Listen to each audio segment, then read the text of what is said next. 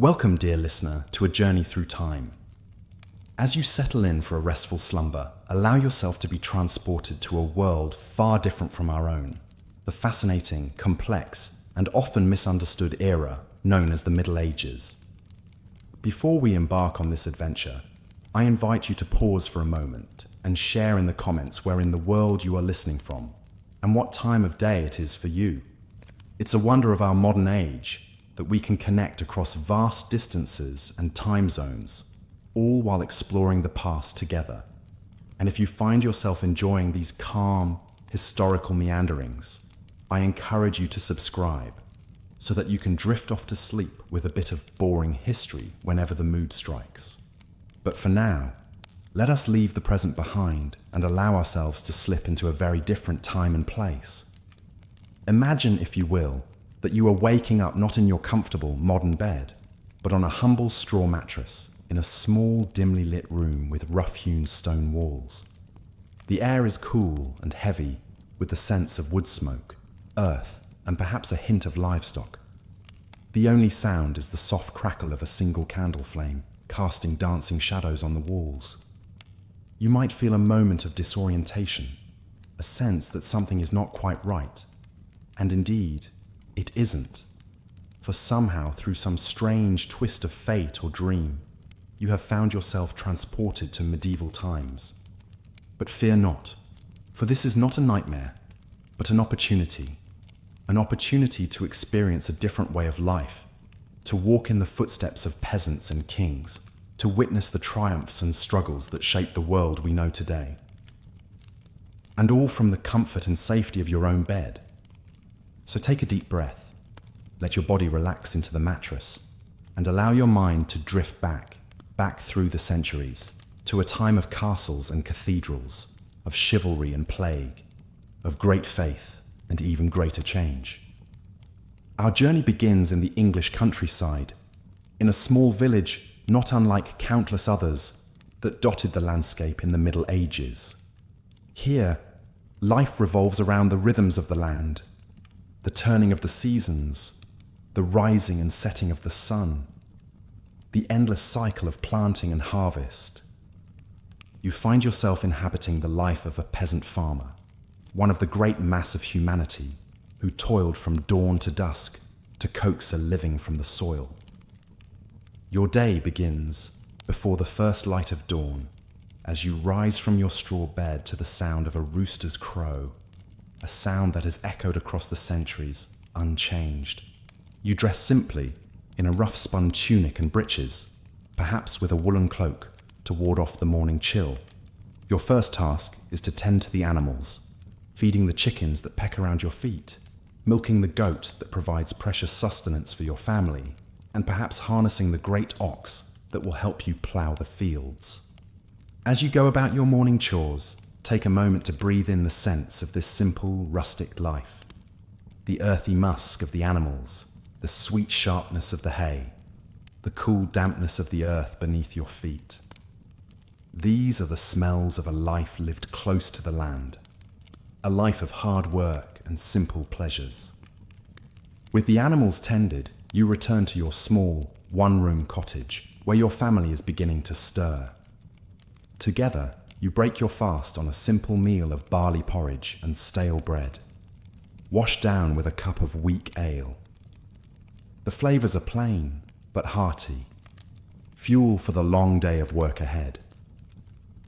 As the sun rises over the horizon, painting the sky in shades of pink and gold, you set out for the fields, ready to begin the back-breaking labor that is the lot of the medieval peasant. With your ox and plough, you turn the rich, dark earth, preparing it for the planting of crops, wheat and barley, rye and oats, the staples that will feed you and your family through the long winter months. The work is hard, and the days are long. You feel the sun beating down on your back, the sweat trickling down your face, the ache in your muscles as you push yourself to keep pace with the turning of the plough. But there is also a certain satisfaction in this labor, a sense of purpose and place in the grand scheme of things. As a peasant, your life is not your own. You are bound to the land and to the local lord who owns it, obligated to work his fields and pay him a portion of your harvest in exchange for his protection. It is a simple arrangement, but one that defines the lives of millions across medieval Europe. But even in this humble existence, there is room for dreams and ambitions. As you work the fields, your mind might drift to the young boy running between the furrows, laughing as he chases after a butterfly or plays at sword fighting with a stick. Little do you know that this carefree child, born a peasant like yourself, is destined for greatness, for a rise to power that will shape the very course of history. His name is William, and his story is one of the great tales of the Middle Ages. Born into poverty, orphaned at a young age, William's life takes a remarkable turn when he is taken in by a local lord and made his squire. It is a rare opportunity for a peasant boy, a chance to escape the life of toil and servitude that is the fate of most. William seizes this chance with both hands. He learns quickly, absorbing the arts of horsemanship and swordsmanship, the intricacies of courtly etiquette and military strategy. He grows into a formidable young man, tall and strong, with a quick mind and a natural air of authority. His talents do not go unnoticed. William catches the eye of the powerful Duke of Normandy, who sees in him a kindred spirit, a man of ambition and cunning who could be a valuable ally. The Duke takes William under his wing, knights him, and grants him lands and titles of his own. It is a dizzying rise for a former peasant, but William is just getting started. He has his sights set on an even greater prize, the English throne itself. Through a combination of political maneuvering, strategic alliances, and outright ruthlessness, William positions himself as a claimant to the crown. And when the old English king dies without a clear heir, he seizes his chance. In 1066, William gathers a vast army and sets sail across the English Channel, ready to stake his claim with blood and iron. His invasion force lands on the southern coast of England, where they are met by the English army, led by the new King Harold Godwinson. The stage is set for one of the most famous battles in medieval history, the Battle of Hastings. On a field near the small coastal village, the two armies clash in a desperate struggle for the fate of a nation. The English are formidable foes, fierce warriors who fight with the strength of men defending their homeland. They form an impenetrable shield wall, their battle axes and spears bristling like the quills of some great hedgehog. For hours they hold firm against the onslaught of the Norman cavalry, repelling charge after charge. But William is a cunning commander, and he has a trick up his sleeve. He orders his cavalry to feign a retreat, drawing the English out from their defensive positions. And then, when the moment is right, he wheels his horsemen around and charges, smashing into the exposed English flanks. It is a devastating tactic, and it turns the tide of the battle. By day's end, the field is strewn with the bodies of the slain, and the English army is in full retreat. King Harold himself is dead, struck down by an arrow to the eye. William stands victorious, the crown of England now firmly within his grasp. On Christmas Day, 1066, he is crowned king in Westminster Abbey, ushering in a new era of Norman rule that will transform the country forever. The Norman conquest, as it comes to be known, is a watershed moment in English history. It brings with it sweeping changes to the language, culture, and power structures of the nation. French becomes the language of the court and the nobility, while English is relegated to the speech of the common folk. The old Anglo-Saxon aristocracy is uprooted and replaced by William's loyal Norman barons, who are granted vast tracts of land to secure their allegiance. These barons waste no time in asserting their newfound power and prestige. Across the countryside, the landscape begins to change as the Normans embark on a massive program of castle building. Motte and Bailey, castles spring up like mushrooms after a rain. Great earthen mounds topped with wooden keeps, surrounded by deep ditches and sturdy palisades. These early castles are relatively simple affairs, built more for function than form. But over time, as Norman rule becomes more entrenched, they give way to ever larger and more elaborate fortifications. Stone replaces wood, and the classic medieval castle takes shape. A towering keep surrounded by thick curtain walls, with soaring towers and crenellated battlements, all encircled by a wide, deep moat. For the Norman elite, these castles are more than just military strongholds. They are symbols of wealth and power, the physical embodiment of their dominance over the conquered English. Within their walls, the great lords and ladies play out the rituals and intrigues of courtly life, dining on sumptuous feasts in the great hall, entertained by minstrels and jesters.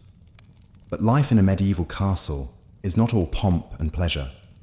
It is also a hive of industry and activity, a small town unto itself. In the bailey, the blacksmith's forge glows red as he hammers out swords and armor, while fletchers carefully craft arrows and bowstrings. Men-at-arms train in the yard, the clash of their practice swords ringing off the stone walls. And in times of trouble, the castle becomes a refuge, a place of safety for noble and commoner alike. When war or unrest threatens, the drawbridge is raised, the portcullis lowered, and the great gates swung shut, sealing the castle and its inhabitants off from the dangers of the outside world. But the castle is not the only bastion of power and authority in the medieval landscape. Equally impressive, and in some ways even more influential, are the great cathedrals and monasteries that dot the countryside, soaring monuments to the might and grandeur of the Catholic Church. In an age where faith is the cornerstone of daily life, the Church wields immense power and influence. It is the guardian of learning and knowledge, the arbiter of morality and justice, the gateway to salvation and eternal life. To be in the good graces of the Church is to be in the good graces of God Himself. The monasteries, in particular, serve as crucial centers of learning and culture. Within their cloistered walls, monks painstakingly copy and illuminate manuscripts, preserving the wisdom of the ancients and the teachings of the Church. They are also economic powerhouses, with vast land holdings worked by peasants and serfs, producing wool, grain, and other valuable commodities. For many, the Church provides the only path to education and social advancement. The sons of nobles and wealthy merchants might be sent to the monasteries to be trained as scholars and clerics, while the daughters are dispatched to convents to be educated in the womanly arts of needlework and household management. But the Church is not just a benevolent force. It is also a source of great fear and superstition, a stern and often unforgiving taskmaster. From the pulpit, preachers rail against the sins of greed, lust, and gluttony, warning of the eternal torments that await the unrepentant sinner in the fires of hell. For some, this message of salvation through suffering and self-denial is a call to a higher purpose. The Benedictine monks, for example, take vows of poverty, chastity, and obedience, withdrawing from the world into a life of prayer and contemplation. They rise before dawn to chant the divine office, spend their days in silent study and manual labor, and retire to their sparse cells at night for a few hours of sleep on a hard straw mattress. But not all men of the Church are so austere. The powerful abbots and bishops are often as involved in worldly affairs as any secular lord, engaging in politics and diplomacy, even leading armies into battle in defense of their lands and interests. The line between spiritual and temporal power is often blurred, and the struggle for supremacy between church and state is a constant undercurrent of medieval life. Nowhere is this struggle more evident than in the great drama of the Crusades. In 1195, Pope Urban II issues a call to arms, urging the knights of Europe to take up the cross and embark on a holy mission to free Jerusalem and the Holy Land from Muslim rule. It is a clarion call, that will echo across the centuries, setting in motion a series of wars that will shape the course of history. For the crusading knights, it is a chance for glory and salvation, an opportunity to prove their valor and piety on the field of battle. They sew the cross onto their surcoats and shields and set out for the east, leaving behind their homes and families for the promise of eternal reward. But the reality of the Crusades is far from the noble ideal. The journey to the Holy Land is long and perilous, through hostile lands and treacherous seas. Many never make it, falling victim to disease, starvation, or the swords of the enemy. And when they finally reach Jerusalem, they find a city already steeped in blood and sorrow. The Crusaders capture the Holy City in 1099, after a brutal siege that leaves the streets running red with the blood of the slain. They establish a series of Christian kingdoms in the Levant, but holding this distant territory is a constant struggle against a determined Muslim foe. More crusades follow over the next 2 centuries, each seeking to shore up the fragile gains of the last. For the people of the Holy Land, caught between the warring factions, the Crusades are a time of great suffering and upheaval. Villages are burned, crops destroyed, innocent lives lost in the crossfire of holy war. The seeds of enmity between Christians and Muslims, sown in the heat of battle, will take root and grow, bearing bitter fruit for generations to come. But the Crusades also have unintended consequences. They expose Europeans to the riches and sophistication of the East, to new ideas and ways of thinking that will help to fuel the great intellectual and artistic awakening of the Renaissance. Crusaders return home with spices, silks, and other exotic goods, stoking the fires of trade and commerce. The world, once so vast and mysterious, begins to shrink, the horizons of the possible expanding with each passing year.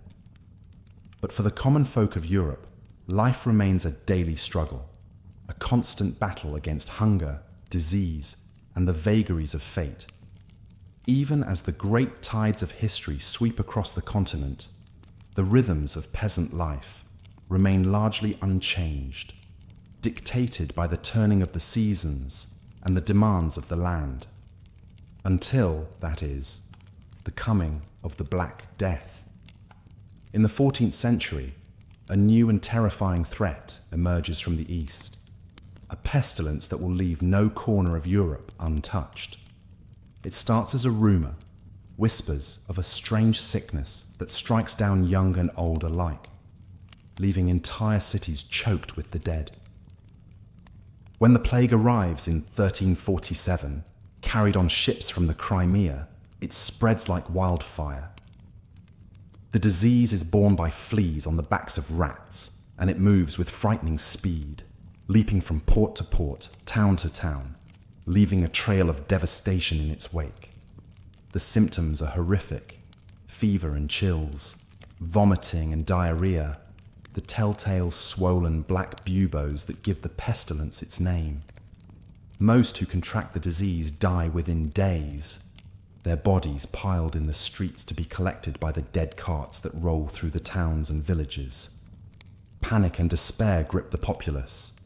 Some flee to the countryside, hoping to escape the contagion, but the plague follows them, striking down whole families, whole villages. Others turn to superstition and scapegoating, blaming Jews or witches for the calamity. Still others see it as a punishment from God, a divine reckoning for the sins of man. The death toll is staggering. By the time the worst has passed, between 1/3 and 1/2 of Europe's population has perished. Fields lie fallow for want of workers to tend them. Entire towns are abandoned to the rats and the weeds. The social and economic impact is profound and far-reaching. In the aftermath of the plague, labor is suddenly scarce. Peasants, once bound to the land, find themselves in a position to demand better wages and more rights from their lords. The old feudal order begins to crumble, as serfs and freemen alike seek a better life in the towns and cities. But the spectre of the plague is not so easily banished. It will return in waves for centuries to come, a grim reminder of the fragility of life in the face of an indifferent universe. Even as Europe reels from the devastation of the Black Death, another great calamity looms on the horizon. In the rolling fields of France and the muddy pastures of England, two great powers are locked in a struggle for supremacy that will consume a generation. The 100 Years' War, as it comes to be known, is a conflict born of dynastic ambition and national pride. It begins as a dispute over the French crown, with England's King Edward III claiming the throne through his mother's line. But it quickly escalates into a bitter struggle for territory and influence as the two kingdoms vie for control of the rich lands of Aquitaine and Normandy. The war is marked by great. As the morning sun filters through the narrow window of your cottage, you awaken to the sound of a rooster crowing in the distance. The air is cool and crisp, carrying the scent of wood smoke and damp earth. You stretch and rise from your straw mattress, your body aching from the previous day's labors in the fields. Life as a medieval peasant is not easy, but it is the only life you have ever known. Your days are ruled by the rhythms of the seasons and the demands of your feudal lord. You are but one small piece in the great hierarchical puzzle of medieval society, bound by duty and tradition. You splash some cold water on your face from a wooden basin and don a simple woolen tunic and breeches. There is no time to linger. There are animals to feed, crops to tend, and 1,000 other tasks that require your attention. You break your fast with a humble meal of stale bread and weak ale, the staples of the peasant diet. As you step out into the muddy lane that runs through your village, you are greeted by the sights and sounds of daily life in the Middle Ages. The blacksmith's hammer rings out as he toils over his anvil, shaping iron into tools and horseshoes. The baker pulls loaves of bread from his clay oven, their aroma wafting through the crisp morning air. Children dart between the timber-framed houses, laughing and playing with crude wooden toys. At the center of the village stands the small stone church, its bell tolling to mark the hours of prayer. The church is the heart of village life, providing not only spiritual guidance, but also serving as a place of sanctuary and community gathering. The local priest is one of the few literate people in the village, and he serves as a conduit to the wider world beyond the manor. Beyond the village lie the strip fields, where you and your fellow peasants toil to raise crops for your own sustenance and to pay your rents and tithes to your lord. The work is backbreaking and never-ending, but there is a certain satisfaction in coaxing life from the soil and watching the crops grow tall and strong under the summer sun. As you work, you might exchange news and gossip with your fellow laborers. Talk of the weather, the health of the livestock, the latest proclamations from the Lord's manor house. In a world where most people live and die within a few miles of their birthplace, even small tidbits of information from beyond the village are precious. Life is hard, but it is not without its small joys and comforts. In the evenings, you might gather with your family and friends around the hearth, telling stories and singing songs handed down through generations. On holy days and festivals, there is music and dancing, a chance to set aside the daily toil and celebrate the turning of the seasons. But even as you go about your daily routines, you cannot escape the reminders of the rigid social order that structures medieval life.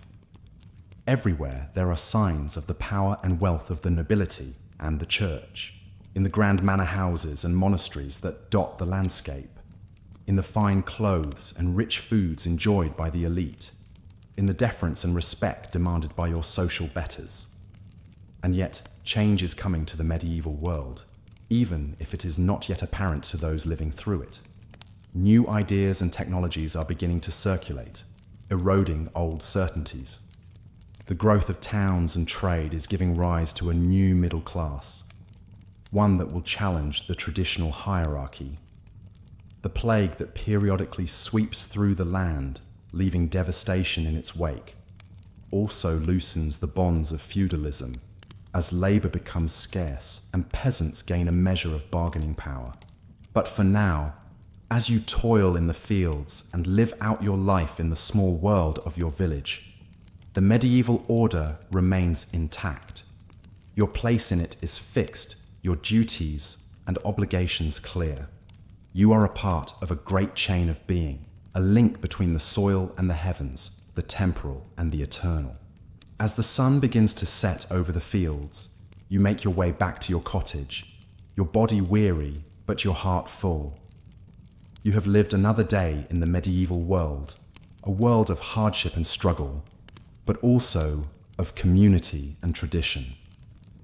As you drift off to sleep on your straw mattress, you dream of a world beyond the confines of your village, a world of castles and cathedrals, of knights and ladies, of adventure and glory. But for now, that world remains tantalizingly out of reach, a shimmering vision in the twilight of your mind. The next day brings more of the same, the endless cycle of sowing and reaping, of tending to animals and mending fences. But even in the midst of this daily grind, there are moments of beauty and grace. The sound of the church bell ringing out across the fields, calling the faithful to prayer. The sight of a hawk wheeling high overhead, silhouetted against a cloudless blue sky. The laughter of children as they play in the village square, their voices echoing off the timber-framed houses. And always, there are the stories. Tales of great heroes and saints, of miracles and marvels, passed down from generation to generation. In a world where most people cannot read or write, these stories are the lifeblood of culture, the threads that bind the community together.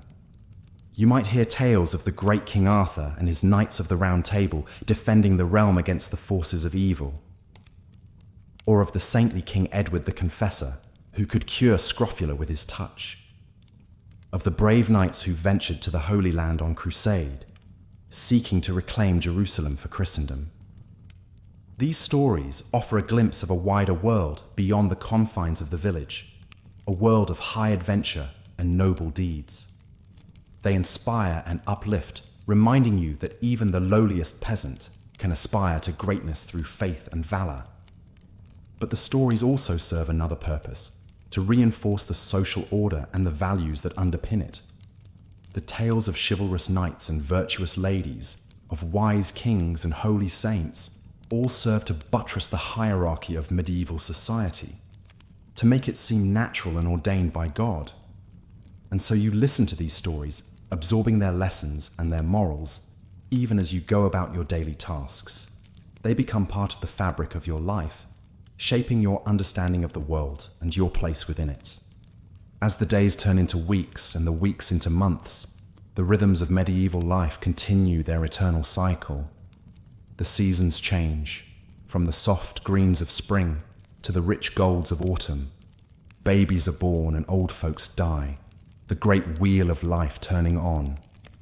And through it all, the land endures, the fields and forests, the rivers and hills that have sustained generations of peasants like yourself. It is a hard life, a life of toil and struggle, but it is also a life deeply rooted in the soil, in the timeless patterns of nature.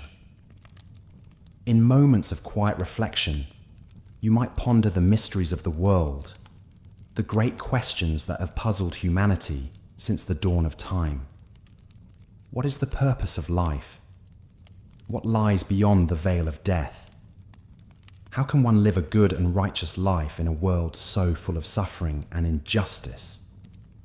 The Church offers answers to these questions, but they are not always satisfying.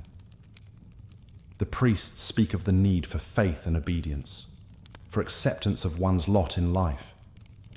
They promise the rewards of heaven for those who follow the teachings of Christ, but the heaven they describe seems far removed from the daily realities of peasant life.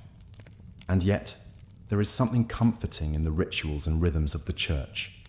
The solemn Mass, the flickering candles, the smell of incense.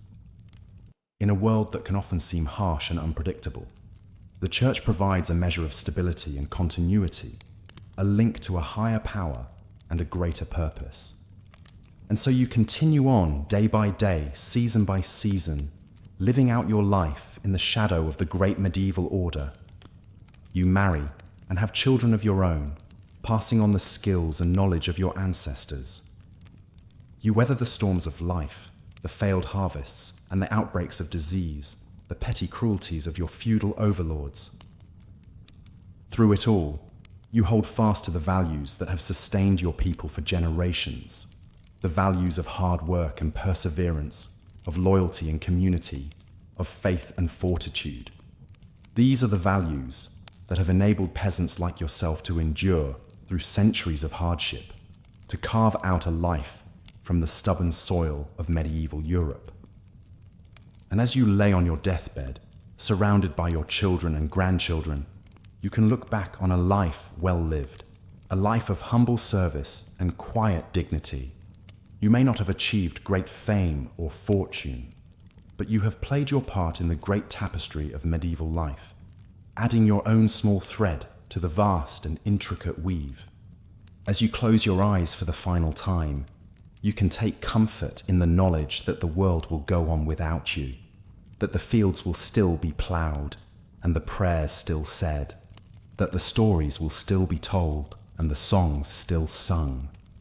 For in the end, it is not the individual that matters, but the community, the great chain of being that links the lowliest peasant to the mightiest king, the living to the dead, the temporal to the eternal.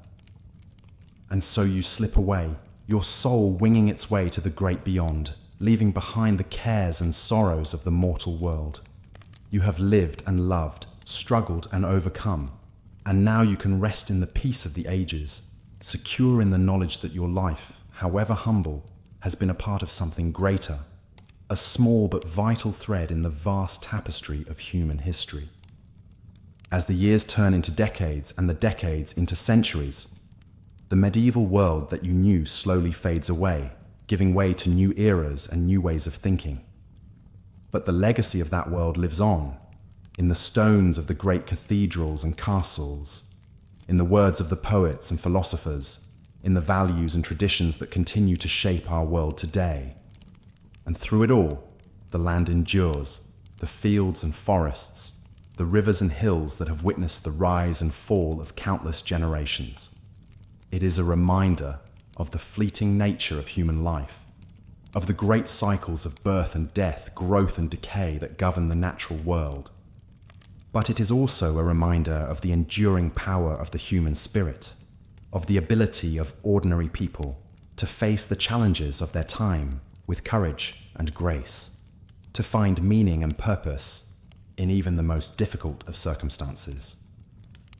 As we look back on the medieval world from the vantage point of the present, we can see it in all its complexity and contradiction, a world of great beauty and great brutality, of towering achievements and terrible injustices. But we can also see it as a world of deep humanity, a world in which people like yourself lived and loved, dreamed and despaired, just as we do today. And so, as you drift off to sleep, let your mind wander back to that distant time and place, to the fields and villages of medieval Europe. Let yourself imagine the lives of the peasants and the nobles, the priests and the artisans, all playing their parts in the great drama of human history. And as you do so, take comfort in the knowledge that your own life, however small and insignificant it may seem, is also a part of that great story, a thread in the tapestry of human experience that stretches back to the dawn of time and forward into the unknown future.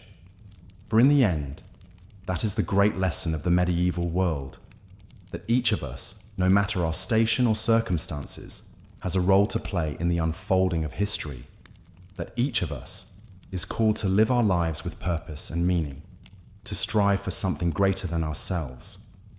And so, as you slip into the realm of dreams, let the wisdom of the ages guide your path. Let the echoes of the past whisper in your ear.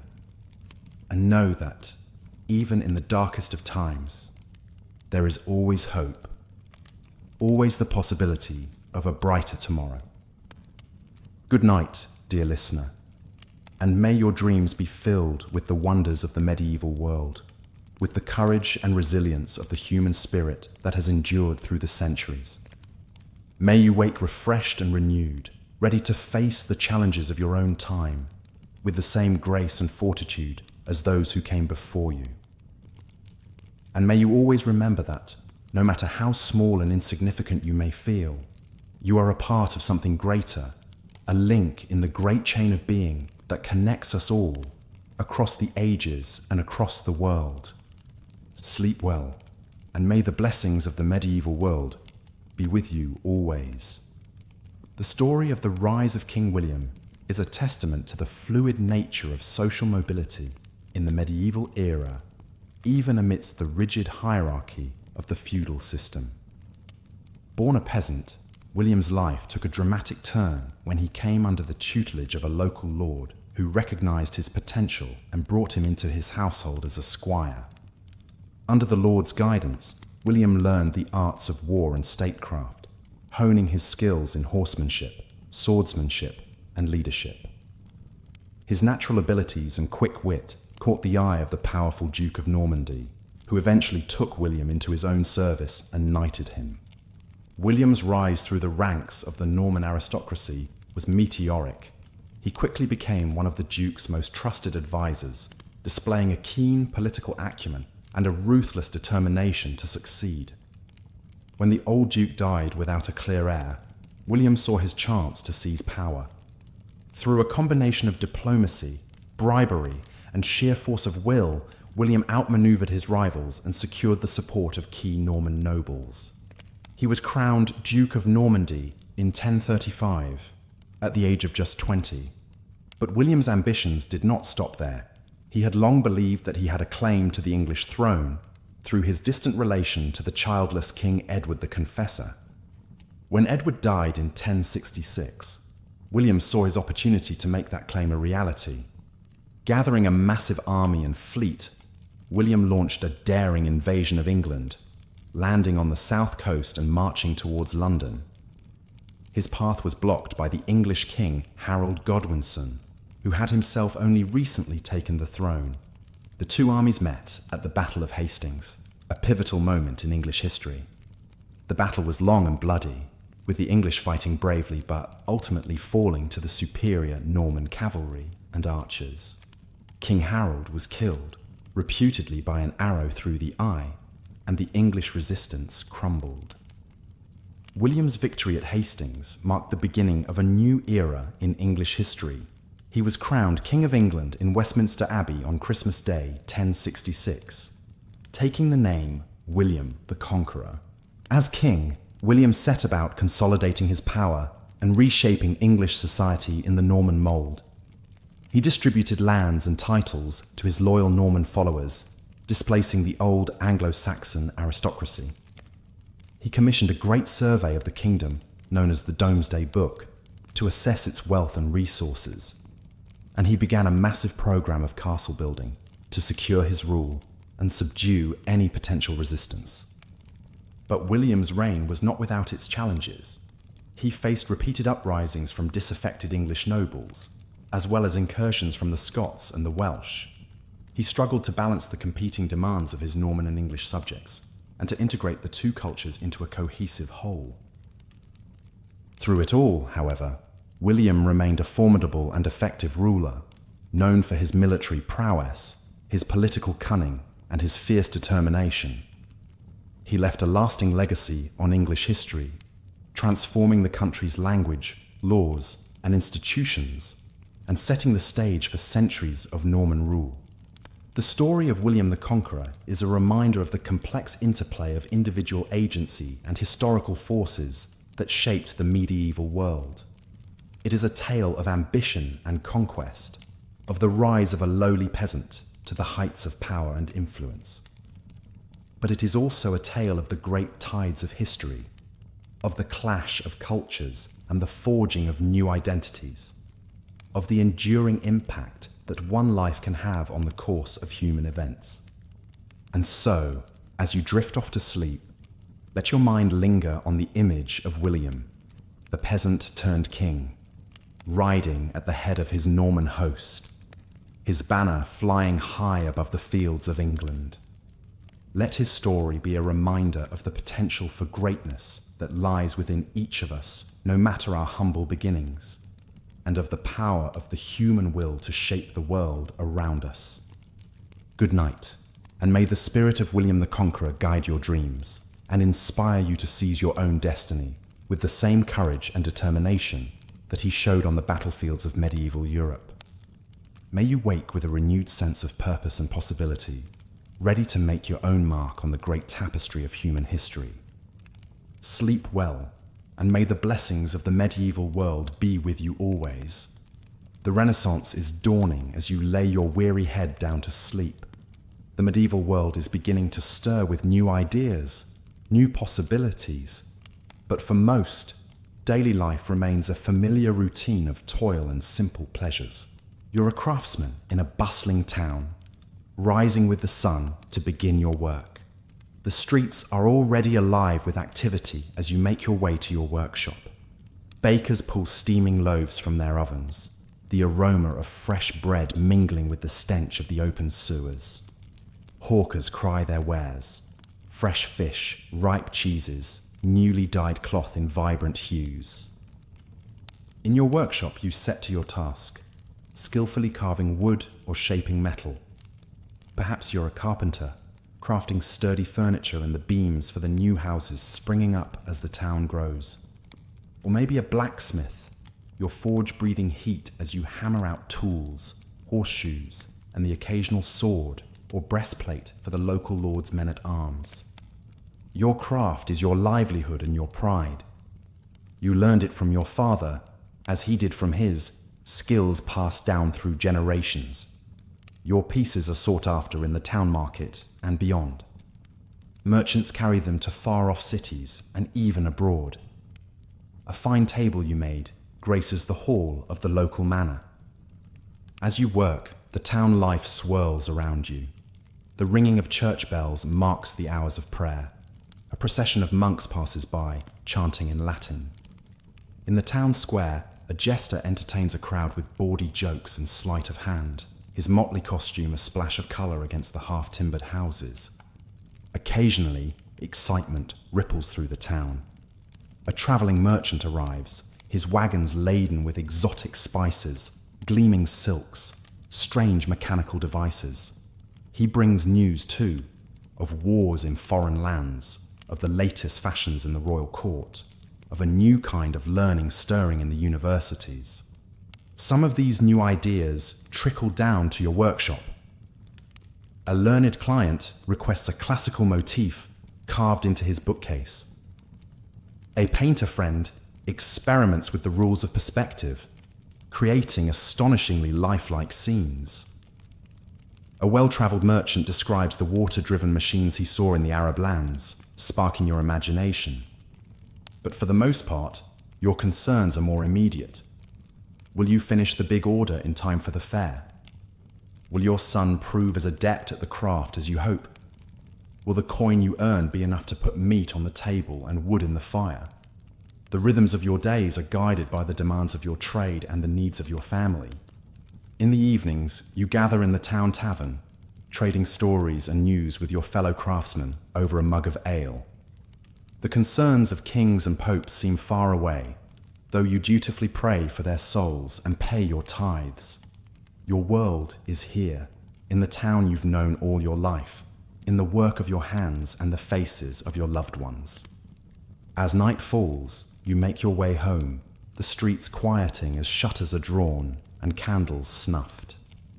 In your small but tidy house, you share a simple meal with your family, a pottage of vegetables and barley, a hunk of bread, perhaps a bit of cheese or sausage.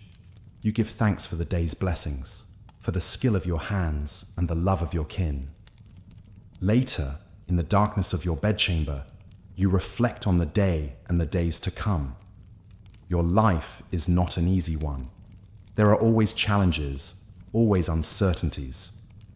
But it is a life of purpose and of pride, shaped by the traditions of your craft and the bonds of your community. As you drift off to sleep, the soft breathing of your loved ones around you, you dream of the work you'll do tomorrow and the days after that, of the things you'll make, the stories you'll tell, the life you'll build, one day at a time, in this world that is changing, slowly but surely, around you. The Renaissance is coming, with all its tumult and its glory. But for now, in this moment, there is peace. The peace of a job well done, a family well loved, a place in the world, however humble, that is yours. It's a peace hard-earned by generations before you, a peace you'll pass on to those who come after. So rest now, craftsmen of the Middle Ages. Rest and dream of a world that is ending and a world that is yet to be.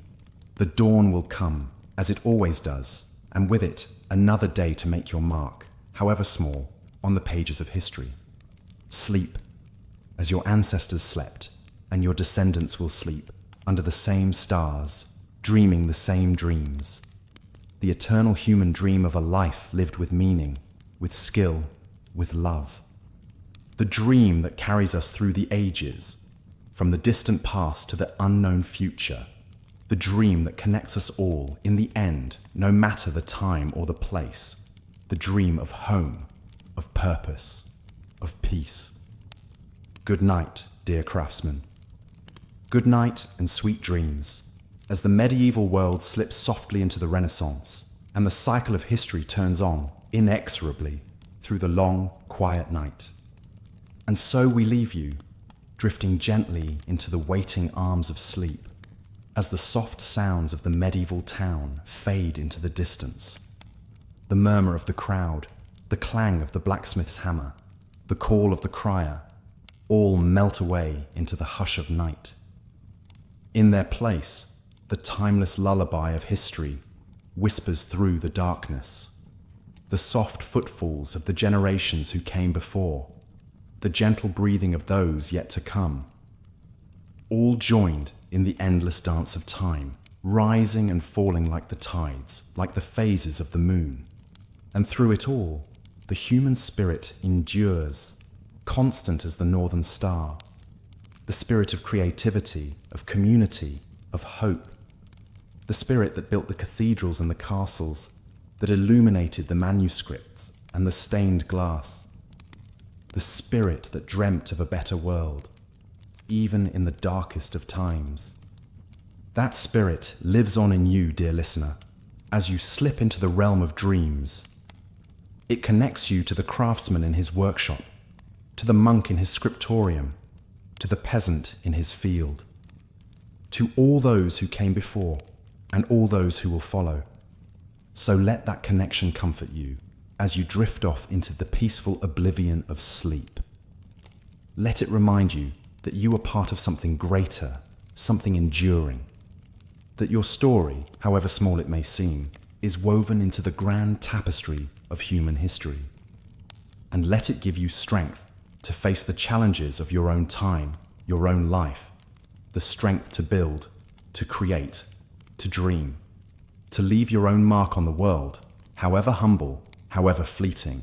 For that is the lesson of the medieval craftsman and of all those who came before and after him. That each life, each moment has meaning. That each of us has a role to play, a contribution to make in the great unfolding story of humanity. So play your part, dear listener, with skill and with love.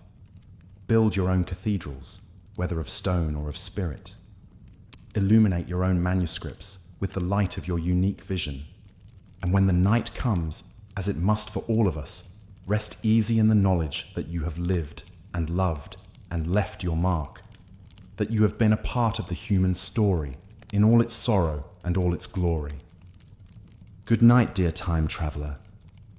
Good night, and may your dreams be filled with the wonders of the ages and the quiet contentment of a life well lived. May you wake to a world made a little brighter by your presence, a little richer by your gifts.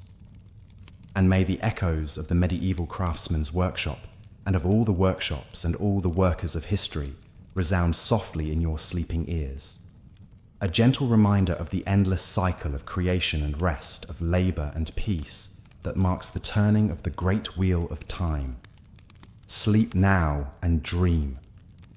Dream of ages past and ages yet to come.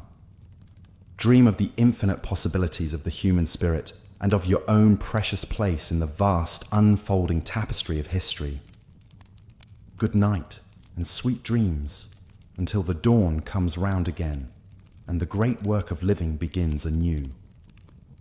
The sun rises over the medieval landscape, casting long shadows from the towering spires of a great cathedral. The building seems to reach to the very heavens, a testament to the power and influence of the church in this age. As you approach, you hear the faint chanting of monks drifting from within, their voices raised in an endless cycle of prayer.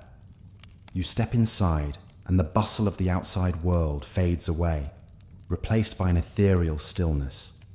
Light filters through intricate stained glass windows, painting the stone floor in a kaleidoscope of colors. The air is thick with the scent of incense and burning candles. This is more than just a place of worship. It is the beating heart of the community. The cathedral serves not only as a spiritual center, but also as a place of learning, charity, and even commerce. In the nave, the poor line up for alms, receiving bread and coin from the church's coffers. In the cloisters, young scholars pore over precious manuscripts, absorbing the wisdom of the ancients. But the church's influence extends far beyond these walls. In this age, the line between secular and sacred power is blurred. Bishops and abbots wield enormous influence, often serving as advisors to kings and lords. They hold vast tracts of land, overseeing farms and villages. Some even lead armies into battle, the cross emblazoned on their shields. The church is the guardian of knowledge and learning. In the scriptoria of monasteries across Europe, monks labor to copy and illuminate manuscripts, preserving the works of classical authors and church fathers. These are the seeds of the Renaissance, waiting to sprout. But the church is also a source of fear and superstition. From the pulpit, preachers rail against sin and heresy, threatening eternal damnation for those who stray. The Inquisition hunts down anyone suspected of deviating from church doctrine. In an age of plague and war, the promise of salvation is a powerful tool. As you wander deeper into the cathedral, you come upon a small side chapel. Inside, a lone monk kneels in prayer, his robes dusty from the road. This is Francis of Assisi, a man who will come to embody a new ideal of Christian devotion. Born into a wealthy Italian family, Francis enjoyed a life of privilege and pleasure in his youth. But a series of encounters with beggars and lepers led to a spiritual awakening. He renounced his worldly goods and took a vow of poverty, dedicating himself to a life of simplicity and service. Francis preached a gospel of love and compassion, seeing the divine in all of creation. He tamed a wolf that was terrorizing a village, seeing it as a brother.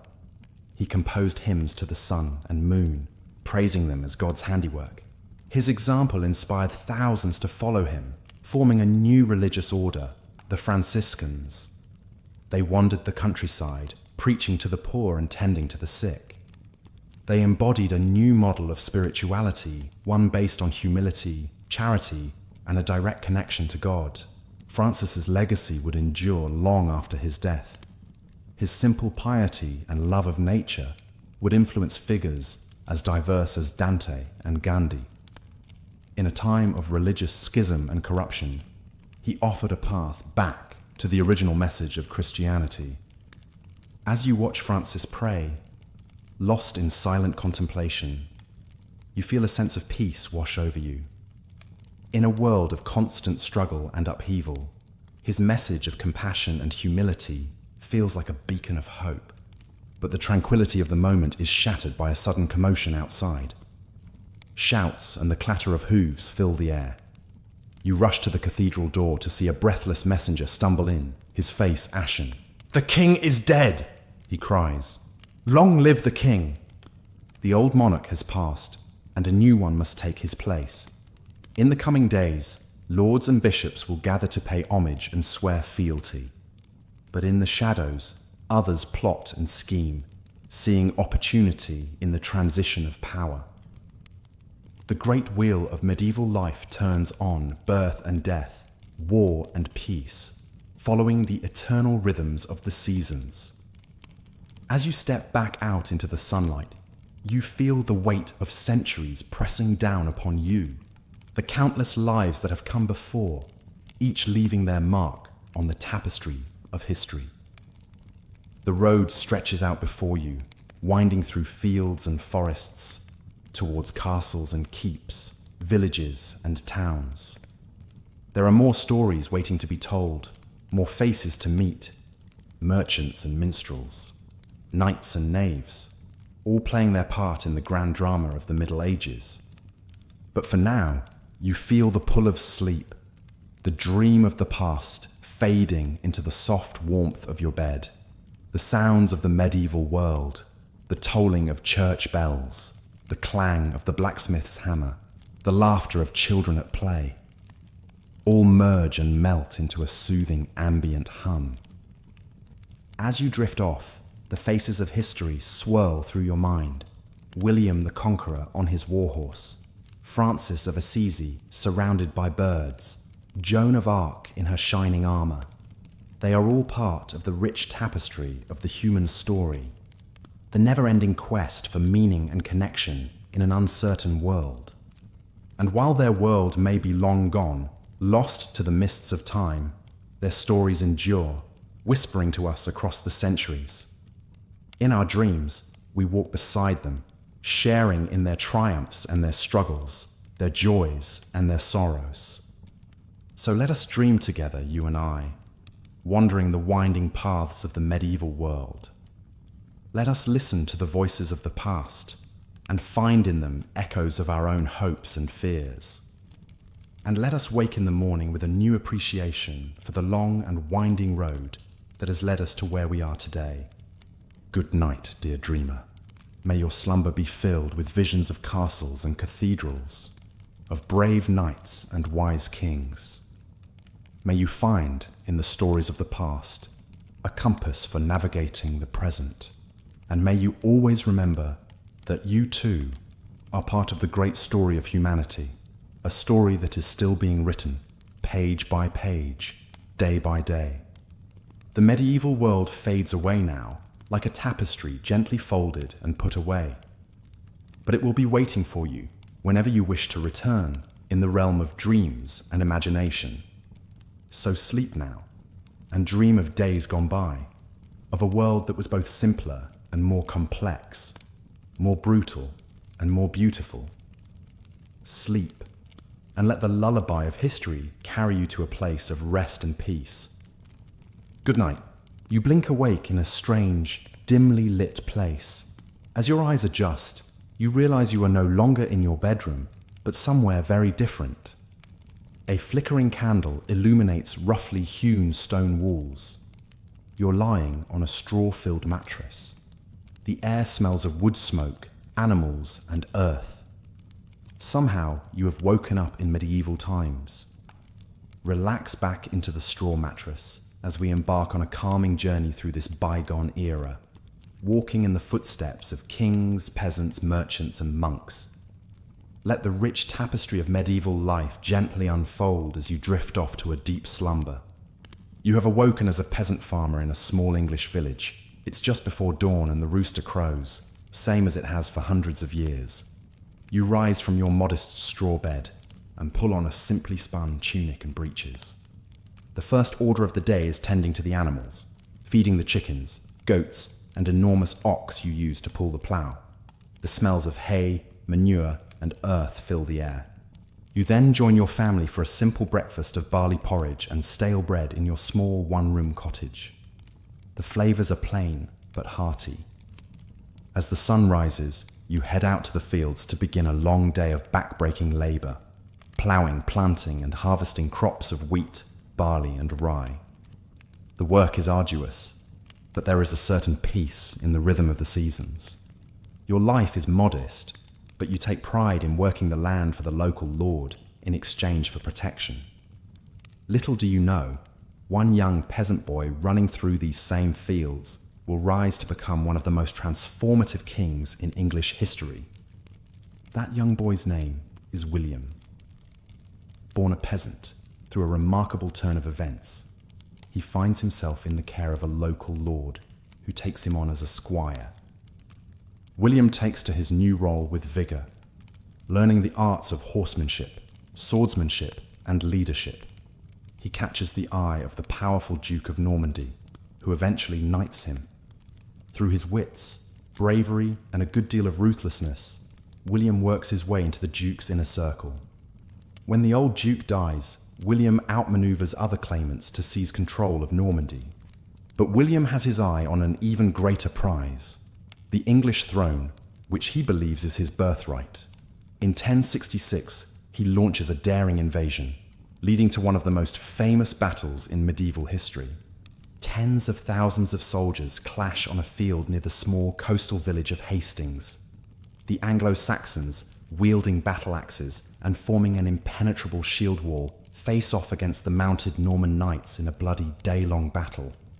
William uses a fake retreat to draw the Anglo-Saxons out, then his cavalry charges, cutting them down. By day's end, the Anglo-Saxon king is dead, his army destroyed. William is crowned King of England on Christmas Day 1066 in Westminster Abbey, ushering in a new era. The Norman conquest will transform England, reshaping its language, customs, and aristocracy. French becomes the language of the court. William distributes lands to his loyal Norman barons, uprooting the Anglo-Saxon power structures. These barons build grand castles across the countryside, asserting Norman power. After William's conquest, castle building explodes across England as the new Norman elite solidify their rule. Motte and Bailey castles spring up, earthen mounds topped with wooden keeps, surrounded by ditches and palisades. Over centuries, these wooden structures give way to ever larger, more elaborate stone fortresses, the classic medieval castles of storybooks, with soaring towers, crenellated battlements, moats, and drawbridges. Inside their thick stone walls, the great lords and ladies play out the dramas and intrigues of courtly life. Alliances are forged and broken over sumptuous feasts in the great hall.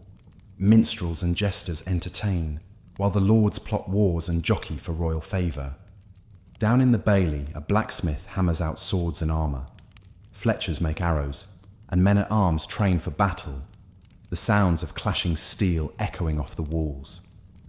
Castles are symbols of wealth and power, but also refuge for nobles and commoners alike in times of trouble. The castle isn't the only dominant structure on the medieval landscape. Soaring cathedrals and monasteries also rise across Europe, asserting the power and influence of the Catholic Church. Monasteries serve as centres of learning, where monks painstakingly copy and illuminate manuscripts, preserving classical knowledge. They are also economic powerhouses, with vast land holdings worked by peasants. For many, the church provides education, charity, and the promise of eternal salvation, but it also instills the fear of sin and damnation. Preachers rail against greed, lust, and gluttony. Some, like the Benedictine monks, withdraw from the world into a life of prayer, chastity, and poverty. Others, like the powerful abbots and bishops, engage in worldly politics and even lead armies into battle. The line between secular and sacred power is blurry. Kings and popes vie for supremacy. Holy wars are launched to reclaim Jerusalem. In 1095, Pope Urban II calls on the Knights of Europe to embark on a holy mission, to free Jerusalem and the Holy Land from Muslim rule. Thousands take up the cross, sewing it onto their garments as a sign of devotion. The Crusaders capture Jerusalem in 1099 in a bloody struggle, establishing Christian kingdoms in the Levant. But holding this distant territory is a constant battle. More crusades follow over the next 2 centuries. For the crusading knights, it's a chance for glory, adventure, and salvation. But it's also a brutal, bloody conflict that sows seeds of religious enmity between Christians and Muslims. The Crusades also expose Europeans to the riches and sophistication of the East. They bring back spices, silks, and new ideas that will help fuel the Renaissance. But for now, life remains a daily struggle for most, even as great change looms on the horizon. Among the crusading knights who journeyed to the Holy Land was a young French noble named Louis.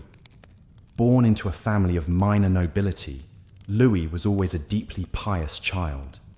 As a youth, he spent hours in prayer and devotion, much to his father's dismay, who wanted him to focus on the arts of warfare and statesmanship. But when Pope Urban's call for the First Crusade reached their castle, Louis knew his destiny had arrived. Against his father's wishes, he took the cross and set out for Jerusalem, leaving behind his young wife and infant son. The journey was long and perilous.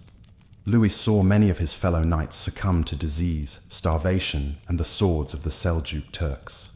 But his faith never wavered. He believed utterly in the righteousness of their cause. When the Crusaders finally reached Jerusalem and breached its walls, Louis was among the first to enter the city.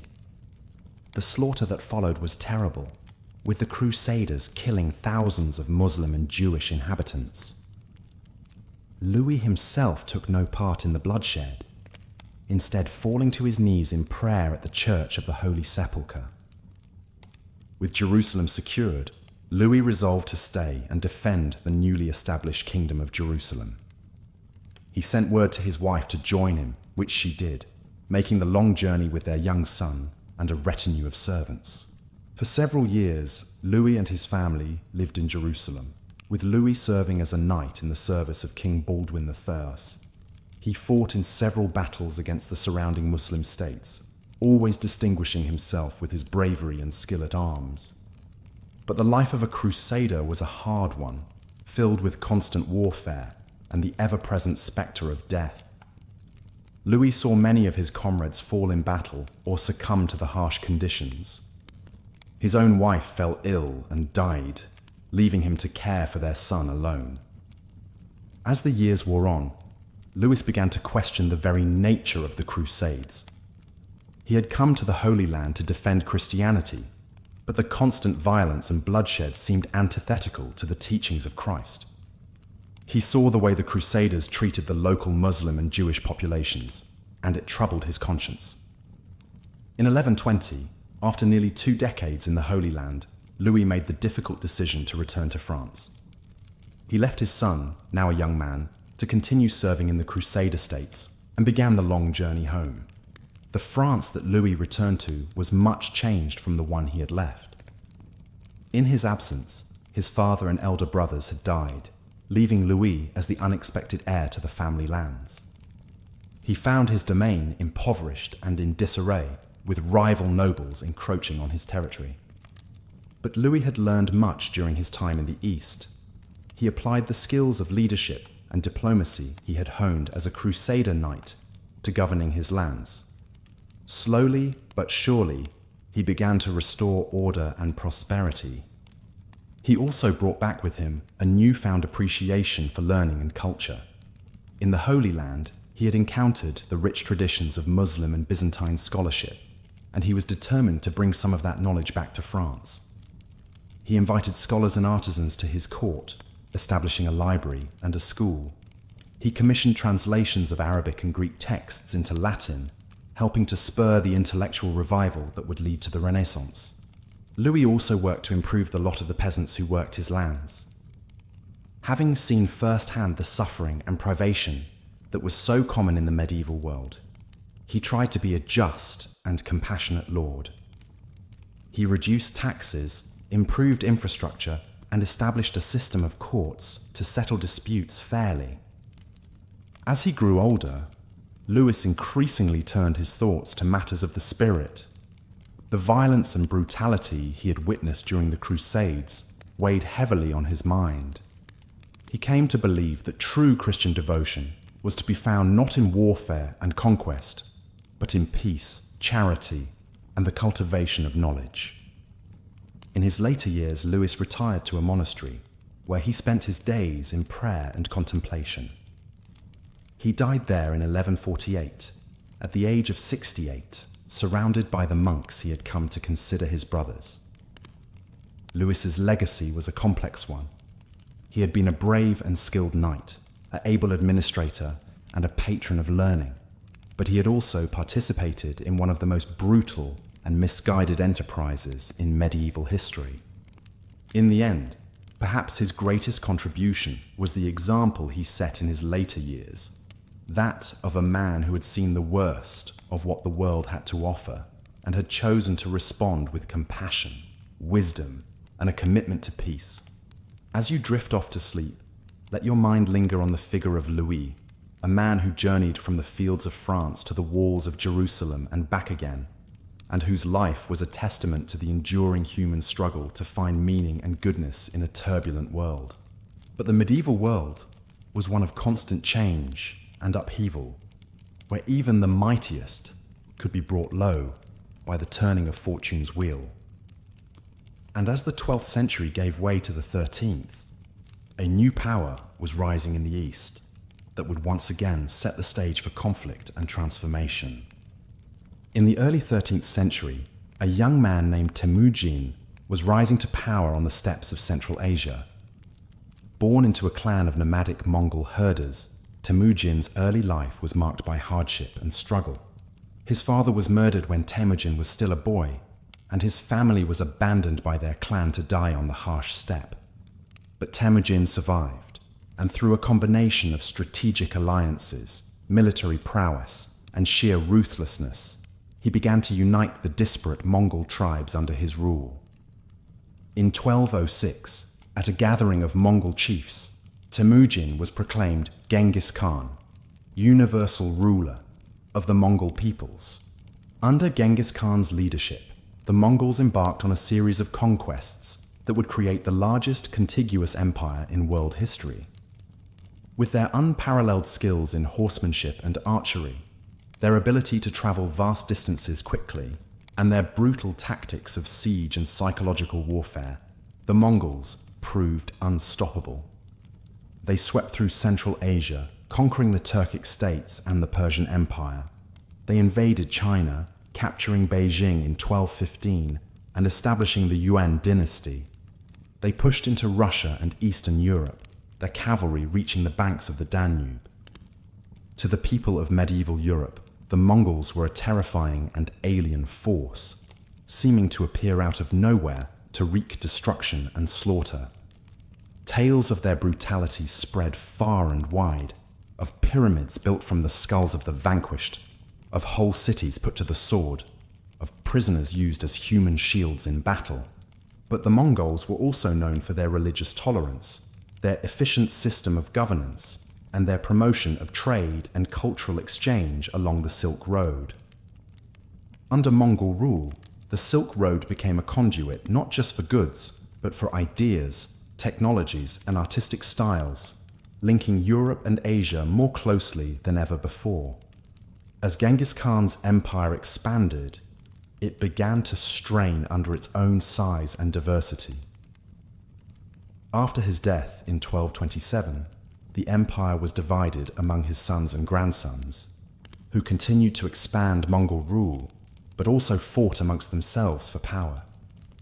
It was one of these grandsons, Hulagu Khan, who would come to pose the greatest threat to the medieval Islamic world. In 1258, Hulagu's forces captured Baghdad, the capital of the Abbasid Caliphate, slaughtering tens of thousands and bringing an end to the Islamic Golden Age. The fall of Baghdad sent shockwaves throughout the Muslim world. It marked a decisive shift in power from the Arab heartlands to the Mongol-ruled lands of Persia and Central Asia. It also opened the door for a new power to emerge in the region, the Mamluks of Egypt, who would defeat the Mongols in battle and establish themselves as the dominant force in the Islamic world. For the people of medieval Europe, The Mongol invasions were a source of both terror and fascination. The Mongols were seen as a scourge sent by God to punish the sinful, a people of Magog who heralded the end times. But they were also admired for their military prowess and their exotic ways. European envoys, missionaries, and merchants ventured to the Mongol court, bringing back tales of the Khan's vast riches, his magnificent palaces, and the strange customs of his people. The Mongols, for their part, showed an interest in European culture and religion, with some Mongol princesses even marrying into European royal families. But the Mongol Empire was ultimately to be a fleeting one. By the 14th century, it had fragmented into competing khanates, which in turn fell to the rising powers of the Russians, the Chinese, and the Ottomans. The legacy of the Mongols, however, would endure. They had shaken the foundations of the medieval world, accelerating the pace of change and exchange across Eurasia. They had shown the power of the steppe peoples to shape the course of history, a power that would be echoed in later centuries by the Timurids, the Ottomans, and the Mughals. And they had left an indelible mark on the European imagination as a symbol of the strange and terrible forces that lurked beyond the edges of the known world. As you drift deeper into sleep, let your mind wander across the vast steppes of Central Asia, where the thunder of hoofbeats and the whistle of arrows once heralded the coming of the Mongol hordes. And remember that even the mightiest of empires are but fleeting things, subject to the inexorable tides of history. For even as the Mongols reshaped the world of the 13th century, other forces were stirring that would define the final centuries of the Middle Ages. Forces of plague and rebirth, of faith and reason, of discovery and transformation. In the 14th century, a devastating pandemic sweeps across Europe, the Black Death. It starts with rumors from the East of a terrible pestilence that leaves piles of dead in its wake. The disease arrives in 1347 on ships from Crimea. It spreads rapidly, carried by fleas on rats. People flee the cities, but the plague follows them. The symptoms are horrific: fever, chills, vomiting, and swollen black buboes. Most die within days. Panic and despair grip the populace. Some blame Jews or witches. Others see it as divine punishment. The death toll is staggering. Between 1/3 to 1/2 of Europe's population perishes. Fields lie fallow. Towns are abandoned. The social and economic impacts are profound. In the aftermath, labor is scarce. Peasants demand better wages and more rights, sowing the seeds for the end of serfdom. The plague will recur in waves for centuries, a grim spectre haunting the medieval world. One of those who lived through the first terrible wave of the Black Death was a young Italian man named Giovanni. Born into a family of wealthy Florentine merchants, Giovanni had always been a precocious child, with a quick mind and an insatiable curiosity about the world. When the plague struck Florence in 1348, Giovanni was just 18 years old. He watched in horror as the disease ravaged his city, claiming the lives of his friends, his neighbors, and finally his own parents and siblings. Bereft and alone, Giovanni threw himself into his studies as a way to cope with his grief. As the sun sets on another day in the medieval world, the bustling streets and fields grow quiet. Farmers and craftsmen return to their humble homes, while nobles retire to their grand chambers high in the castle keeps. In a small, thatched roof cottage, a family gathers around the hearth for the evening meal. The fire crackles, casting a warm glow over their faces as they break bread and share a simple stew of vegetables and barley. The father, a weathered peasant with calloused hands, says a brief prayer of thanks for the food and for another day of life and health. After the meal, the children settle in for a story before bed. The mother, a kind-faced woman with a melodic voice, begins to tell a tale passed down through generations. It's a story of brave knights and fair maidens, of dragons and magic, of good triumphing over evil. The children listen with rapt attention, their eyes wide with wonder. Stories like these are the entertainment of the age, shared around fires and in great halls alike. In a time before books are common, they serve as both education and escape, teaching lessons of morality and courage while transporting listeners to realms of fantasy. As the story ends and the children drift off to sleep, the father banks the fire and the mother tidies the cottage. They too will soon retire for the night, to rest their weary bodies and rise with the sun to begin another day of toil. For most in the medieval era, life follows this simple, cyclical pattern, dictated by the rising and setting of the sun, the turning of the seasons. It's a hard life, one of constant labor and little leisure, where drought or disease can spell disaster. Yet there are also moments of joy and community in the celebrations of a good harvest, a wedding, or a saint's feast day. In the countryside, far from the bustle of the cities and towns, the night brings a profound stillness. The only sounds are the gentle lowing of cattle, the hoot of an owl, the rustle of the wind through the trees. Under the canopy of stars, the medieval world slumbers. But not all sleep. In the monasteries, the faithful keep their nightly vigils. Monks chant prayers in the chapel, their voices rising in ancient haunting melodies. In the scriptorium, scribes work by candlelight to painstakingly copy sacred texts and scholarly works, preserving the wisdom of the ancients. For these men of God, the night is a time of quiet devotion and reflection. They have forsaken the worldly life for one of contemplation and service, dedicating themselves to prayer, study, and the care of the poor and sick.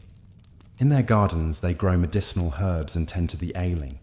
In their libraries, they safeguard the knowledge of the past and teach the scholars of the future. Theirs is a life of discipline and sacrifice, but also one of purpose and spiritual fulfillment. As the night deepens, even the monks retire, leaving the monastery in silence. The candles are extinguished, the books closed. Only the eternal light in the chapel remains, a symbol of the constant presence of God. In the cities, the night takes on a different character. Though the respectable citizens sleep, the taverns and inns are alive with activity. Here, travelers and locals alike gather to drink, gamble, and share news from afar. In a corner, a minstrel strums a lute and sings a bawdy ballad, much to the delight of the crowd.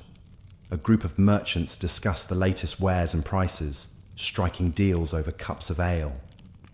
A young scholar debates philosophy with an old soldier, their voices rising over the din.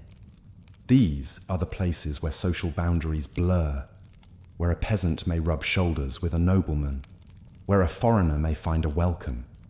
They are the melting pots of the medieval world, where ideas and stories are traded as readily as goods and coin.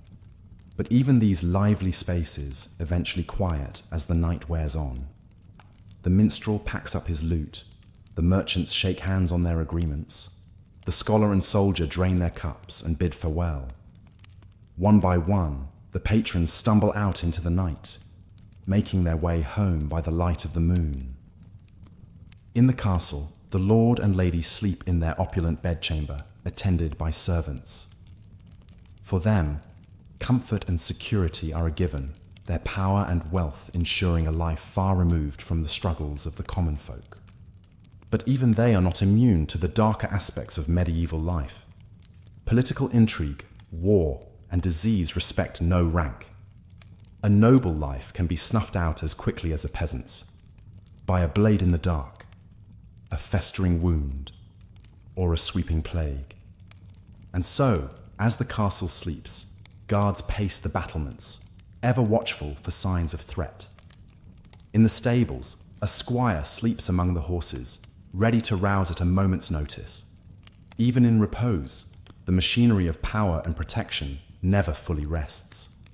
As the deepest part of the night approaches, a hush falls over the land. It's the quietest hour, when even the most restless souls succumb to sleep's embrace. In these moments, the medieval world seems to hold its breath, suspended between the labors of one day and the promise of the next. It's a time of dreams and visions, when the veil between the earthly and the divine seems thinnest. Some say it's in these hours that saints and angels walk the earth, that miracles are most likely to occur. Others whisper of darker things, of ghosts and demons, of witches' sabbaths and unspeakable rituals. But for most, this is simply the hour of deepest sleep, when the body and mind rest and repair, preparing for the dawn that will inevitably come. In cottages and castles, in monasteries and inns, the people of the medieval world slumber, their lives and fates intertwined in the great tapestry of history. And as we too drift in that liminal space between wakefulness and dreams, we can imagine ourselves among them, peasant or noble, monk or merchant, all equal in the eyes of sleep. Their world may be long past, but in these moments, it feels close enough to touch, a vivid dream of a distant era. So let us linger here a while, in this realm of quiet and shadow, and let the lullaby of history carry us gently into the embrace of sleep.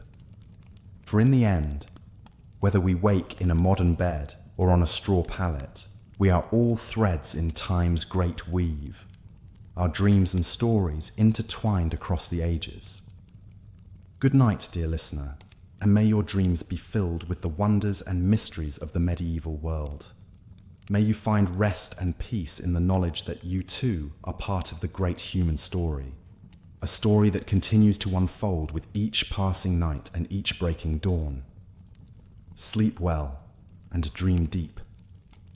As the night's final hours wane, the first stirrings of a new day begin. In the east, the sky lightens from inky black to deep blue, the stars fading one by one. The cock crows, a clarion call that echoes across the slumbering landscape. In the villages and towns, the people begin to wake, rubbing sleep from their eyes and stretching stiff limbs. The baker stokes his oven, the blacksmith kindles his forge, the farmer's wife starts the day's bread, the miller's daughter fetches water from the well. Slowly, the medieval world comes to life, each person taking up their role in the great dance of existence. The shepherd leads his flock to pasture. The weaver settles at her loom. The priest dons his vestments for morning mass.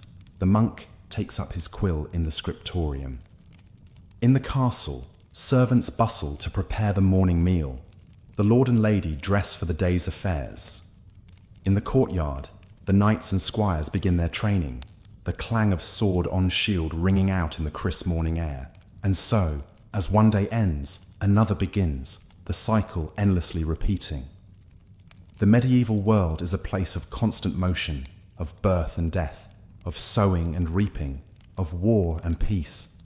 It's a world of great hardship and great beauty, of cruelty and kindness, of ignorance and wisdom. For those who call it home, it's the only world they know, the backdrop against which their lives and loves, their triumphs and tragedies play out. They navigate its challenges and cherish its joys, finding meaning and purpose in the roles they've been given, in the beliefs they hold dear. And for us, looking back across the centuries, it's a world that fascinates and intrigues, that repels and attracts. We marvel at its accomplishments and recoil at its brutalities. We seek to understand its mysteries and learn from its lessons. In the end, perhaps, the medieval era is not so different from our own. A time of great change and upheaval, of conflict and progress, of individuals striving to make their way in a world they can't fully control or comprehend. And just as we look back on their time with a mix of nostalgia and critique, of admiration and horror, so too might future generations look back on ours. We too are living in a story still being written, our actions and choices shaping the course of history in ways we can only dimly perceive. So perhaps the greatest lesson the medieval world can teach us is one of humility and perspective. We are all, in the end, only brief candles against the long night of history, our individual lives mere flickers in the great cosmic dance. But what a dance it is, and what a privilege to be a part of it, to add our own small light to the sum of human experience. Whether we wake in a castle or a cottage, whether our days are filled with toil or leisure, we each have a role to play, a contribution to make. And so, as the medieval world stirs to life for another day, let us too rise to meet the challenges and opportunities of our own time. Let us learn from the past, but not be bound by it. Let us honor the wisdom of our ancestors while striving to create a better future for our descendants. For the great wheel of history turns on, and we turn with it, our stories weaving together across time and space, across culture and creed. And in the end, perhaps that is the greatest wonder of all, that in our infinite diversity, we are all at heart one human family, united by our common hopes and dreams, our common joys and sorrows. So let us greet this new day with open hearts and minds, ready to write our own chapter in the great book of human history. Let us take inspiration from the triumphs and failures of the past, but let us also have the courage to imagine a different future, one of greater justice, compassion, and understanding. And let us never forget that, whether we live in a time of darkness or light, of peace or strife, we are all part of something greater than ourselves, a grand and mysterious tapestry that stretches back to the dawn of time and forward to the horizon of eternity. This is the lesson of the medieval world, and of all worlds, a lesson whispered in the rustle of leaves and the babble of brooks, in the laughter of children and the wisdom of elders. It's a lesson that echoes in the stillness of the cloister and the clamor of the battlefield, in the quiet of a peasant's hut and the grandeur of a king's hall. And it's a lesson that we too can carry with us, a reminder of our shared humanity, our shared destiny, our shared hope for a world where all may wake to the dawning of a brighter day. So rest now, dear listener, and let the wisdom of the ages guide your dreams. For tomorrow is a new day, full of promise and possibility, and who knows what wonders it may bring. Good night, and may the peace of centuries past enfold you. May the hope of centuries yet to come inspire you. And may the love that binds us all, across all times and all places, forever light your way. As the day ends, you return to your humble cottage, your body aching from the long hours of toil in the fields. The setting sun casts a warm glow over the thatched roofs of the village, and the air is filled with the sounds of livestock being herded into pens for the night. You sit down to a simple meal of stew and bread with your family, the flickering light of the hearth casting dancing shadows on the walls. The conversation turns to the events of the day, the progress of the harvest, the health of the animals, the latest news from the neighboring villages. As the night deepens, you climb into your straw bed, pulling a rough woolen blanket up to your chin. The sounds of the village fade away, replaced by the gentle crackle of the dying fire and the soft breathing of your family. Sleep claims you easily, your body and mind exhausted from the day's labors. But as you drift off, your thoughts turn to the wider world beyond your village, to the great lords and ladies in their grand castles, to the monks in their monasteries, to the merchants and craftsmen in the bustling towns. You may be just a simple peasant, but you are part of something much larger, a complex tapestry of social order and tradition that stretches back for centuries. The feudal system that governs your life is based on a strict hierarchy, with the king at the top, followed by the nobles, knights, clergy, and finally, the peasants, like yourself, at the bottom. It's a system that offers you protection and stability, but also demands your obedience and labor. The lord in his castle may seem distant and all-powerful, But he too has obligations to provide for the defense and justice of his people, and to honor his own vows of fealty to the king. These social bonds, whether between lord and vassal or master and apprentice, are the glue that holds the medieval world together. They are reinforced by the teachings of the Church, which emphasizes faith, humility, and one's proper place in the God-given order. But even as you sleep, forces are at work that will begin to challenge and transform this age-old system. In the towns and cities, a new class is emerging. The burghers and merchants who owe their wealth and status not to land and title, but to trade and commerce. Their world is one of guilds and charters, of contracts and loans, of the calculation of profit and risk. They are a breed apart from the nobles with their codes of chivalry and their disdain for the lowborn. And as their economic power grows, so too will their political influence. At the same time, the Church, long the dominant force in medieval life, is facing its own challenges. The corruption and worldliness of some of its leaders is becoming harder to ignore, and voices of dissent are beginning to be heard, voices that question the very foundations of papal authority. In the universities and monasteries, scholars are rediscovering the wisdom of the ancient Greeks and Romans, sparking a new interest in classical learning and humanist thought. They debate ideas that will come to shape the Renaissance and Reformation, ideas about the nature of man, the role of the individual, and the proper relationship between church and state. And on the horizon, a new power is rising, the power of the nation-state. As kings begin to assert their authority over the nobles and the church, they lay the foundations for the modern concept of sovereignty and centralized rule. But for now, these changes are still in their infancy, and the medieval worldview still holds sway. As you sleep, you are part of a society that is both deeply traditional and slowly evolving, a society that is about to be tested by plague, war, and religious upheaval.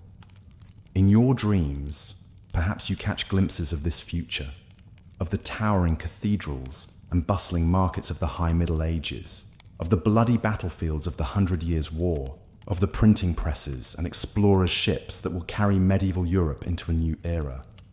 But for now, the rhythms of village life go on as they have for generations. The sun will rise again tomorrow, and with it, another day of work and worship, of joy and sorrow, of the timeless cycle of birth, life, and death. As you sink deeper into sleep, let your mind wander through the tapestry of medieval history, from the fall of Rome to the dawn of the Renaissance. Let the stories of kings and commoners, saints and sinners, wash over you like a gentle stream. And know that you too are part of this great human story, a story that is still being written, even as we speak. Your life, your struggles, your triumphs and defeats are woven into the fabric of history, just as surely as those of the greatest lords and ladies. So rest now, and let the medieval world be your lullaby. Let the soft glow of the hearth and the murmur of your family's voices carry you into a deep and dreamless sleep. And may you wake in the morning to face the new day with the same strength and resilience that carried your ancestors through the challenges of their age. For the medieval world may seem distant and strange to us now, but its echoes are still with us, in the very foundations of our society and culture. And as long as we remember and learn from its lessons, it will never truly be lost. So sleep and dream, and know that you are part of a rich and enduring human tapestry, a tapestry that stretches back through the centuries and will continue on long after we are gone. Good night, and may your medieval slumber be filled with peace and wonder. As the night deepens and the village sleeps, let us turn our gaze to another figure who looms large in the medieval imagination: the knight. Born into the nobility, the knight is a warrior, a servant of his lord, and a paragon of chivalric virtue. From a young age, he is trained in the arts of war, in swordsmanship, horsemanship, and the code of honor that sets him apart from the common soldier. He learns to fight with lance and shield, to bear the weight of his armor, to face death and danger with courage and resolve. But the knight is more than just a warrior. He is also a symbol of the feudal order, a living embodiment of the values and ideals of medieval society. He is sworn to defend the weak, to honor his word, to serve his lord with loyalty and devotion. In times of peace, he participates in tournaments and jousts, displaying his prowess and valor for all to see. He courts noble ladies with poetry and song, striving to embody the courtly love ideal of the chaste and faithful servant. And in times of war, he is the backbone of his lord's army, the heavy cavalry that can break the enemy's lines and turn the tide of battle. He rides into combat with his banner fluttering overhead, his armor gleaming in the sun, his heart filled with the fierce joy of battle. But the life of a knight is not all glory and romance. It is also one of constant training and discipline, of long hours in the saddle and on the march, of the ever-present risk of injury and death. And as the Middle Ages wear on, the role of the knight begins to change and evolve. With the rise of the longbow and the cannon, the armored knight becomes increasingly vulnerable on the battlefield. And as the feudal system begins to break down, many knights find themselves adrift, their traditional roles and loyalties called into question. Some turn to brigandage and mercenary work, using their martial skills for personal gain rather than noble service. Others seek new outlets for their energies, joining the Crusades or embarking on quests for the Holy Grail. But even as the age of chivalry wanes, the ideal of the knight remains a powerful one, a symbol of courage, honor, and devotion that will inspire poets and dreamers for centuries to come. And so, as you drift off to sleep, let your mind wander to the tawny fields and castles of the knights, to the clashing of swords and the flutter of banners in the breeze. Let their stories of valor and sacrifice, of love and loss, be your guide and your comfort in the darkness of the night. For in the end, the medieval world is a world of stories, stories of kings and queens, of saints and sinners, of the great and the small. And it is through these stories that we come to understand and appreciate the richness and complexity of this long ago era. So let the tales of the knights be part of your own story, part of the great tapestry of human history that unites us all. And as you sleep, know that you are part of something much larger than yourself, a world of wonder and mystery, of faith and fear, of the eternal struggle between light and darkness. Good night, and may your dreams be filled with the colors and textures of the medieval world, the glint of armor in the sun, the whisper of wind through the trees, the soft glow of candlelight in a castle window. For it is in our dreams that the past comes alive again, and we are all part of its enduring legacy. As you slip deeper into your medieval slumber, let us turn our attention to another figure who casts a long shadow over this age, the monk.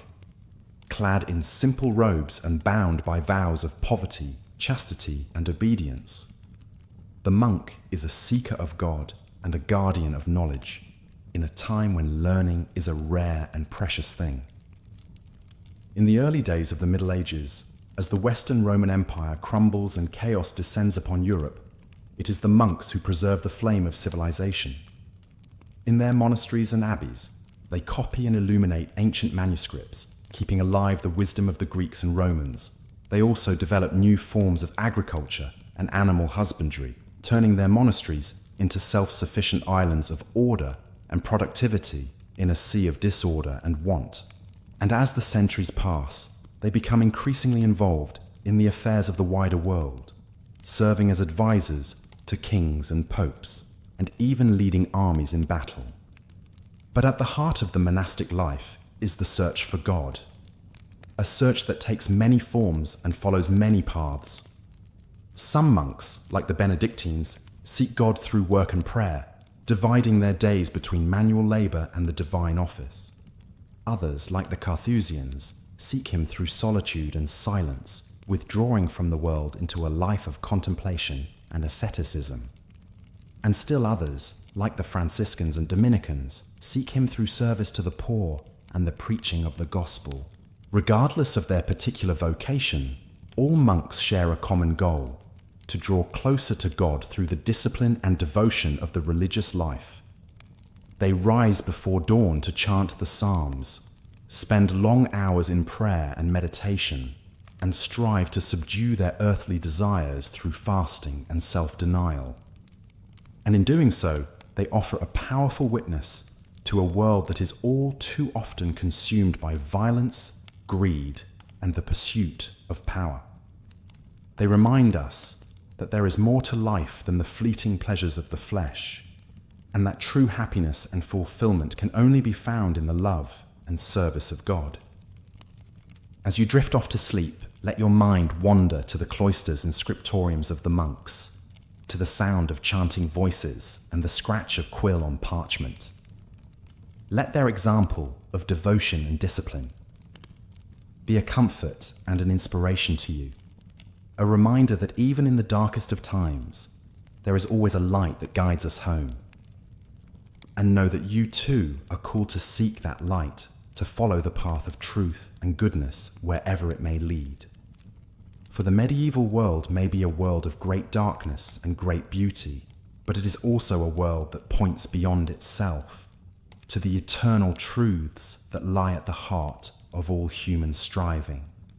So rest now, and let the peace of the monastery enfold you like a cloak. Let the prayers of the monks be your lullaby, and the love of God be your guiding star. And may you wake in the morning with a heart renewed and a spirit refreshed, ready to face the challenges and the joys of another day. For in the end, the medieval world is not so different from our own. A world of light and shadow, of hope and fear, of the endless quest for meaning and purpose in the face of an uncertain future. And it is only by embracing that quest, by seeking the truth with all our hearts and all our minds, that we can hope to find our way home. Good night, and may your dreams be filled with the beauty and the mystery of the medieval world, the soaring spires of the cathedrals, the gentle glow of the scriptorium, the quiet footsteps of the monks in the cloister. For it is in the stillness of the night that we come closest to the heart of God, and it is in His love that we find our true rest and our true home. As the night wears on and the candles burn low, let us turn our thoughts to one last figure who looms large in the medieval imagination: the merchant. Born of the bustling cities and towns of Europe, the merchant is a new kind of man, one who owes his wealth and status not to land or title, but to his own wits and industry. In a world dominated by the feudal order, the merchant is an outsider, a man who moves between worlds and classes with ease. He travels the trade routes of Europe and beyond, bringing back exotic goods and ideas from distant lands. In the cities, he is a man of influence and power, a member of the growing middle class that will one day challenge the dominance of the nobility. He is a master of the art of the deal, a shrewd negotiator who knows how to turn a profit and protect his interests. But the life of a merchant is not without its risks and challenges. The roads are dangerous, beset by bandits and thieves, and the seas are treacherous, with storms and pirates lurking around every corner. And in the cutthroat world of commerce, one false move can mean ruin and disgrace. To succeed, the merchant must be cunning and adaptable, always ready to seize opportunity and avoid danger. He must navigate the complex web of guilds and monopolies that control trade in the cities and forge alliances with the powerful and the influential. And yet, for all his worldly success, the merchant is often viewed with suspicion and disdain by the traditional elites. To the nobility, he is an upstart and a parvenu, a man who has risen above his station through cleverness rather than breeding. And to the church, He is a potential threat, a man whose love of money and worldly goods could lead him astray from the path of righteousness. The merchant must walk a fine line, balancing his pursuit of profit with his obligations to God and society. But despite these challenges, the merchant class will play an increasingly important role in the centuries to come. As trade expands and cities grow, they will become the engine of a new kind of economy, one based on commerce and industry rather than land and agriculture. And as they do so, they will help to shape a new world, one in which the old certainties of the feudal order are gradually replaced by the dynamic and unpredictable forces of the market. The merchant may not wield a sword or a scepter, but in his own way, he is a key figure in the great drama of the Middle Ages. So, as you drift off to sleep, let your mind wander to the bustling markets and counting houses of the medieval cities, to the sound of haggling voices and clinking coins. Let the stories of the merchants be your guide and your inspiration, a reminder that even in the darkest of times, there is always room for hope and opportunity. And know that you too are part of this great tapestry of human endeavor, a tapestry that stretches back through the centuries and will continue on long after we are gone. For the medieval world may be a world of great challenges and great rewards, but it is also a world that reminds us of the enduring power of the human spirit. So rest now and let the dreams of the merchants be your lullaby. Let their tales of adventure and adversity, of risk and reward, carry you into a deep and peaceful slumber. And may you wake in the morning with a heart full of courage and determination, ready to face the challenges and opportunities of your own life's journey. For in the end, the medieval world is a mirror of our own, a world of darkness and light, of fear and hope, of the endless struggle to find meaning and purpose in the face of an uncertain future. And it is only by embracing that struggle, by daring to dream and to strive, that we can hope to leave our own mark upon the great tapestry of history. Good night, and may your dreams be filled with the sights and sounds of the medieval world, the bustle of the market square, the gleam of gold and silver, the whispered prayers of the merchant before a long journey. For it is in our dreams that we are most truly free, and it is in freedom that we find the courage to face the challenges of the waking world. As the first light of dawn begins to peek through the shutters, you stir from your slumber, your mind still filled with the sights and sounds of the medieval world. The cockerel crows outside, heralding the start of a new day, and you can hear the village beginning to come to life around you. You lie still for a moment, savoring the warmth and comfort of your bed, the quiet peace of the early morning. And as you do so, you reflect on the journey you have taken through the pages of history, from the humble peasant to the lofty king, from the pious monk to the worldly merchant. Each of these figures has shown you a different face of the medieval world, a different way of living and thinking and being, and each has left you with a deeper appreciation for the richness and complexity of this long-ago era, for the joys and sorrows, the triumphs and tragedies that mark the lives of our ancestors. But as you rise to face the day ahead, you realize that the true gift of. As the gentle veil of sleep descends upon you, let us delve further into the rich tapestry of medieval history, focusing now on some of the most influential and fascinating figures of the time. One such figure was Eleanor of Aquitaine, a woman who defied the conventions of her era and left an indelible mark on the course of European history. Born in 1122 into the wealthy and powerful House of Poitiers, Eleanor was the granddaughter of the famous troubadour William IX and grew up immersed in the vibrant arts and culture of southern France. At the age of just 15, she inherited the vast Duchy of Aquitaine, making her the most eligible bride in Europe. Soon after, she wed Louis VII, the young King of France, in a magnificent ceremony. As queen, Eleanor brought a touch of southern refinement to the northern court, introducing the music, poetry, and courtly love traditions of her homeland. But Eleanor was no mere consort. She was a formidable presence, known for her sharp wit, political acumen, and fierce independence.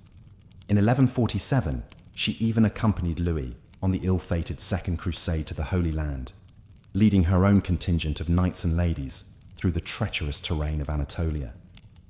The crusade was a disaster, and the strains it placed on the royal marriage, coupled with Eleanor's failure to produce a male heir, led to its annulment in 1152. But Eleanor's story was far from over. Just 8 weeks after the annulment, she wed Henry Plantagenet, the young Duke of Normandy and Count of Anjou, who 2 years later would ascend to the throne of England as Henry II. As Queen of England, Eleanor presided over a court renowned for its sophistication and learning. She was a patron of the arts, a collector of books, and a savvy political operator, using her wealth and influence to support her sons in their rebellions against their father. But Eleanor's life was also marked by tragedy and tumult. Her marriage to Henry was tempestuous, marred by his infidelities and their bitter power struggles. In 1173, after Eleanor's support for her son's failed rebellion, Henry had her imprisoned, where she remained for 16 years. Yet even in captivity, Eleanor remained a force to be reckoned with. She continued to wield influence through her children, particularly her favourite son, Richard the Lionheart, who became king in 1889. Upon Henry's death, Richard finally released his mother, who rode out to meet him with a face of joy, despite her 70 years. In her later years, Eleanor served as regent while Richard was on crusade, skillfully navigating the treacherous waters of medieval politics. She travelled ceaselessly throughout England and France, shoring up support for her son and negotiating alliances, including the pivotal treaty with Philip Augustus of France. Eleanor died in 1204 at the ripe old age of 82, an extraordinary lifespan for the time. She had outlived 8 of her 10 children, 2 husbands, and most of her contemporaries. Her legacy was immense. Through her sons, she was the ancestor of both the English and French royal lines for generations to come. But more than that, Eleanor represented a new kind of queenship, one that was not merely ceremonial, but actively engaged in the politics and culture of the realm. She challenged the narrow confines of a woman's role in medieval society, proving that a queen could be a patron, a politician, and a power in her own right. As you drift off to sleep, let the extraordinary life of Eleanor of Aquitaine be a reminder of the remarkable individuals who peopled the medieval world. Men and women who, through their actions and their force of character, shaped the course of history in ways that still resonate today. Their stories are a testament to the enduring power of the human spirit to overcome adversity, to create beauty in the midst of brutality, and to leave a lasting mark on the world. And as you slip into dreams, know that you too are part of this great human story, connected across time to those who came before and those who will come after. Another figure who loomed large in the medieval imagination was the great philosopher and theologian Thomas Aquinas. Born into a noble Italian family in 1225, Thomas was a precocious child who, at the age of just 5, was sent to study at the famous Benedictine Abbey of Monte Cassino. But Thomas's heart was drawn to the new mendicant orders, particularly the Dominicans, who emphasized poverty, preaching, and intellectual rigor. Against his family's wishes, he joined the Dominicans in 1244, a decision that would set the course for his life and work. As a young friar, Thomas studied under the great Albertus Magnus in Paris and Cologne, immersing himself in the newly rediscovered works of Aristotle and the Islamic philosophers. He quickly gained a reputation as a brilliant thinker. known for his clarity of thought and his systematic approach to theology and philosophy. Thomas's great masterwork was the Summa Theologica, a vast compendium of Christian thought that sought to reconcile faith and reason, revelation, and natural philosophy. In the Summa, Thomas grappled with the deepest questions of existence, the nature of God, the purpose of human life, the problem of evil, and the path to salvation. Central to Thomas's thought was the idea that faith and reason were not in conflict, but rather two paths to the same truth.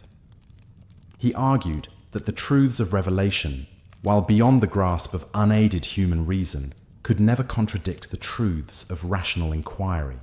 For Thomas, the study of nature and the use of reason were not threats to faith, but ways of understanding God's creation and drawing closer to the divine.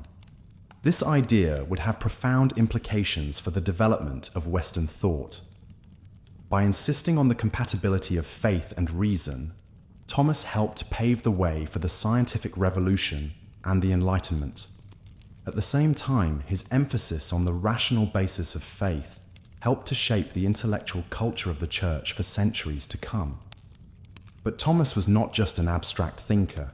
He was also a deeply spiritual man, known for his humility, his gentleness, and his devotion to the Eucharist. In his final years, while celebrating Mass, he had a mystical experience that left him unable to write. "All that I have written," he said, "seems like straw to me compared to what has now been revealed to me." Thomas died in 1274, at the age of just 49, leaving behind a legacy that would shape the course of Western philosophy and theology for generations. He was canonized in 1323 and declared a Doctor of the Church in 1567. Today, he is considered one of the greatest thinkers in the history of Christianity, a man whose ideas continue to resonate and inspire. As you drift off to sleep, let the story of Thomas Aquinas be a reminder of the power of the human mind to grapple with the deepest questions of existence, and of the enduring quest to find meaning and truth in a complex and often confusing world. And let it also be a reminder of the importance of humility and wonder in the face of the divine mystery, the recognition that, for all our striving and all our knowledge, there is always more to be revealed, always further heights of wisdom and understanding to be scaled. The medieval period was also a time of great artistic flourishing, and nowhere was this more evident than in the soaring cathedrals that began to rise across Europe in the 12th and 13th centuries. These magnificent structures were not just places of worship, but embodiments of the medieval worldview, the belief in a divinely ordered universe, hierarchical and harmonious, in which every element had its appointed place and purpose. One of the most remarkable of these cathedrals was Chartres, located in the picturesque town of the same name about 50 miles southwest of Paris. The construction of the present cathedral began in 1194, after a fire destroyed much of the previous Romanesque church. Over the next few decades, thousands of workers labored to erect a masterpiece of Gothic architecture, a soaring symphony in stone that would become one of the most iconic buildings of the Middle Ages. At the heart of Chartres Cathedral is the labyrinth, a winding path inlaid in the floor of the nave. This labyrinth, unlike the later hedge mazes of Renaissance gardens, has only one path, leading inexorably to the center and then back out again. For the medieval faithful, walking the labyrinth was a symbolic pilgrimage, a miniature version of the great journey to Jerusalem that was the aspiration of every pious Christian. The labyrinth is just one of the many symbolic elements that pervade every aspect of the cathedral's design. The great western facade, with its 3 portals and rows of sculpted saints and biblical figures, is a stone Bible, a visual catechism for the largely illiterate medieval congregation. The soaring vaults and pointed arches draw the eye and the spirit upward toward the heavenly realms, while the play of light through the great stained glass windows creates an atmosphere of mystery and awe. But Chartres is more than just a work of art or a feat of engineering. It is a testament to the deep faith and communal spirit of the medieval world. The cathedral was not built by a single wealthy patron, but by the entire community, with rich and poor alike contributing their labour, their skills, and their resources. The construction site was a place of pilgrimage in itself, with workers coming from all over Europe to lend their efforts to the great endeavour. This sense of shared purpose and divine mission is reflected in the many legends that grew up around the cathedral's construction. One tells of a mysterious figure known as the Master of the Labyrinth, a genius architect who appeared one day and directed the building of the great maze, only to disappear just as suddenly when the work was done. Another tells of a miraculous beam of wood that, when the carpenters found it too short, spontaneously elongated itself to the required length.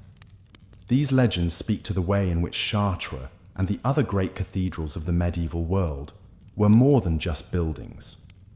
They were expressions of a shared faith, a common culture, and a collective aspiration toward the divine. They were, in a sense, the embodiment of the medieval worldview itself, the belief in a universe suffused with meaning and purpose, in which every stone and every beam had its place in the great cosmic order. As you drift off to sleep, let the majesty and mystery of Chartres Cathedral be a reminder of the power of faith and community to create something greater than the sum of its parts. And let it also be an invitation to find in your own life those places and moments of transcendence where the everyday world falls away and you are caught up in something larger than yourself. For the medieval mind, such moments were a glimpse of the divine, a foretaste of the heavenly Jerusalem that awaited the faithful at the end of their earthly pilgrimage. And while our modern world may seem far removed from the certainties and hierarchies of the Middle Ages, the human longing for meaning and connection remains as strong as ever. So as you slip into the realm of dreams, carry with you the memory of Chartres and the other wonders of the medieval world, not as relics of a bygone age, but as enduring reminders of the heights to which the human spirit can soar when it is guided by faith, purpose, and a sense of its place in the grand tapestry of creation. The medieval period was also an age of great learning and scholarship, despite the popular image of the era as one of ignorance and superstition. In fact, the 12th and 13th centuries saw a remarkable flowering of intellectual life, centered around the great universities that began to emerge in cities like Paris, Bologna, and Oxford. One of the most important figures in this intellectual revival was Roger Bacon, a 13th century English philosopher and scientist who has been called the first modern thinker. Born into a wealthy family in 1214, Bacon studied at Oxford and Paris before joining the Franciscan order in 1247. As a friar, he devoted himself to the study of nature and the pursuit of knowledge, working tirelessly to expand the boundaries of human understanding. Bacon was a true polymath, with interests ranging from mathematics and optics to linguistics and alchemy. He was one of the first Western thinkers to argue for the importance of empirical observation and experimentation in the study of nature, and he made significant contributions to the fields of optics and astronomy, including a detailed description of the use of lenses for magnification. But Bacon was also a man ahead of his time, and his ideas often brought him into conflict with the authorities of his day. He was a vocal critic of the narrow scholasticism that dominated much of medieval learning, arguing that true knowledge could only be attained through a combination of reason, observation, and divine revelation. In his great work, the Opus Majus, Bacon laid out a sweeping vision for the reform of education and the advancement of knowledge. He argued for the importance of studying languages, particularly Greek and Arabic, in order to access the wisdom of the ancients and the cutting-edge science of the Islamic world. He also emphasized the need for a more practical and empirical approach to learning, one that would equip students with the skills and knowledge needed to navigate the complexities of the world. Bacon's ideas were met with suspicion and even hostility by many of his contemporaries, who saw him as a dangerous radical. He was accused of heresy and sorcery, and spent many years in prison as a result of his unconventional views. But despite the obstacles he faced, Bacon never lost his passion for knowledge or his belief in the power of the human mind to unravel the mysteries of the universe. In many ways, Bacon was a man out of step with his time, a visionary thinker who saw beyond the limitations of medieval science and philosophy, and who dared to imagine a world in which knowledge was a tool for the betterment of humanity, rather than a weapon of dogma and control. His legacy lived on long after his death, inspiring generations of scientists and thinkers who would build on his ideas and carry forward his vision of a more enlightened and rational world. As you drift off to sleep, let the story of Roger Bacon be a reminder of the enduring power of the human intellect to push beyond the boundaries of the known and to imagine new possibilities for the future. And let it also be a call to embrace the spirit of curiosity and wonder that lies at the heart of all true learning. The desire to understand the world in all its complexity and beauty, and to use that understanding to make a positive difference in the lives of others. For while the medieval world may seem distant and foreign to us today, the basic human impulse to explore, to discover, and to create is as strong now as it ever was.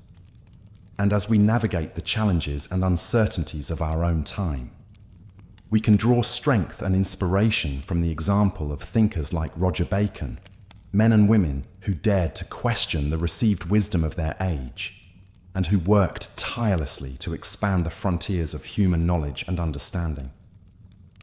So as you slip into the realm of dreams, carry with you the spirit of the great medieval thinkers, their curiosity, their courage, and their unshakable belief in the power of the mind to illuminate even the darkest corners of the universe. And know that, in your own way, you too are part of this great and ongoing quest for truth and meaning. A quest that connects us across the centuries and reminds us of our common humanity. The figure of the knight looms large in our popular image of the Middle Ages, a figure of chivalry and romance, of brave deeds and courtly love. But the reality of knighthood was often far removed from the idealized image of the storybooks. To be a knight in medieval Europe was to occupy a unique and often precarious position, caught between the demands of feudal society and the changing realities of warfare and politics. One of the most famous knights of the medieval period was William Marshal, a man whose life embodied both the ideals and the realities of knighthood. Born in 1146 into a minor noble family, William was given as a hostage to King Stephen of England at the age of 5, a common practice in the feudal system to ensure the loyalty of vassal lords. Despite this inauspicious start, William would go on to become one of the most celebrated knights of his age. He distinguished himself in tournaments and on the battlefield, serving under 5 English kings and earning a reputation as a paragon of chivalry and honor. He was a skilled diplomat as well as a warrior, and played a key role in negotiating the peace between England and France in the early 13th century. But William's life was also marked by the harsh realities of medieval politics and warfare. He was captured and held for ransom several times, and fought in numerous battles and campaigns across Europe and the Holy Land. He saw firsthand the brutality and chaos of the Crusades, and the deep divisions within Christendom that they exposed. Despite these challenges, William remained true to his ideals of knighthood throughout his life. He was known for his loyalty, his courage, and his sense of fair play, even in the face of great adversity. He was a patron of the arts and a supporter of the church, and used his influence to promote justice and stability in a turbulent age. In many ways, William Marshal embodies the complex and contradictory nature of knighthood in the Middle Ages. On the one hand, knights were the embodiment of a high medieval ideal, brave, chivalrous, and devoted to the service of God and their feudal lords. They were the backbone of the medieval military system, and played a key role in the expansion and defense of Christendom. But at the same time, knights were also deeply enmeshed in the brutal realities of medieval warfare and politics. They were often caught up in the endless cycle of feudal violence and revenge, and their loyalty to their lords could lead them into conflict with the broader interests of society. The ideals of chivalry, while noble in theory, were often honoured more in the breach than in the observance. As you drift off to sleep, as the echoes of the medieval world fade into the realm of dreams, let us linger a moment longer on the rich tapestry of life in those times. The clatter of hooves on cobblestones, the clang of the blacksmith's hammer, the tolling of church bells, these were the sounds that marked the rhythm of daily existence. For the vast majority, life was a struggle against the elements, against hunger and disease. The peasant in the field, the weaver at the loom, the mason chipping away at a block of stone. Their lives were defined by toil, their horizons often limited to the village or town of their birth. But even in the midst of hardship, there was community. The bonds of family, of shared labour and shared faith, wove people together. In the evenings, around the hearth fire, stories were told, of brave knights and holy saints, of mischievous spirits and miraculous events. These tales, passed down through generations, provided comfort and wisdom, a way of making sense of the world. And what a world it was! A place of extremes, of soaring beauty and grim brutality. The same society that produced the delicate tracery of a Gothic cathedral also bore witness to the horrors of the torture chamber. The chivalric ideals of honour and courtesy coexisted with the harsh realities of feudal oppression. It was a world of hierarchy, where every person knew their place in the great chain of being. The king sat at the top, ruling by divine right, followed by the nobles, the clergy, the merchants, and finally the peasants. To question this order was to question the very will of God. But change was coming, slowly but inexorably. The growth of towns and trade, the spread of learning, the weakening of feudal bonds. All these factors were transforming society. The old ways were giving way to the new, even if the process would take centuries to unfold. One harbinger of this change was the rise of the merchant class. These were men who had grown rich not through land or lineage, but through trade and commerce. They were a new kind of power in the world, one based on money rather than might. In the great trading cities of Italy and the Low Countries, these merchants built palatial homes, patronized artists and scholars, and began to challenge the dominance of the old aristocracy. They were the vanguard of a new era, one in which wealth and enterprise would increasingly shape the course of events. But for now, in the sleepy villages and craggy castles of the medieval landscape, life went on much as it had for generations. The farmer tilled his field, the monk illuminated his manuscript, the lady embroidered her tapestry. Each played their part in the great drama of existence, bound by tradition and faith. As you drift deeper into sleep, let your mind wander through this lost world. Imagine yourself walking the narrow, winding streets of a medieval town, passing the open-air stalls of the market, the workshops of the craftsmen. Hear the cries of the street vendors, hawking their wares, smell the pungent mix of spices, smoke and humanity. Or picture yourself in a monastery garden, surrounded by the gentle hum of bees and the rustle of robes. Watch the monks at their work, tending their herbs and vegetables, copying ancient texts with painstaking care. Feel the sense of peace and purpose that pervades this cloistered world.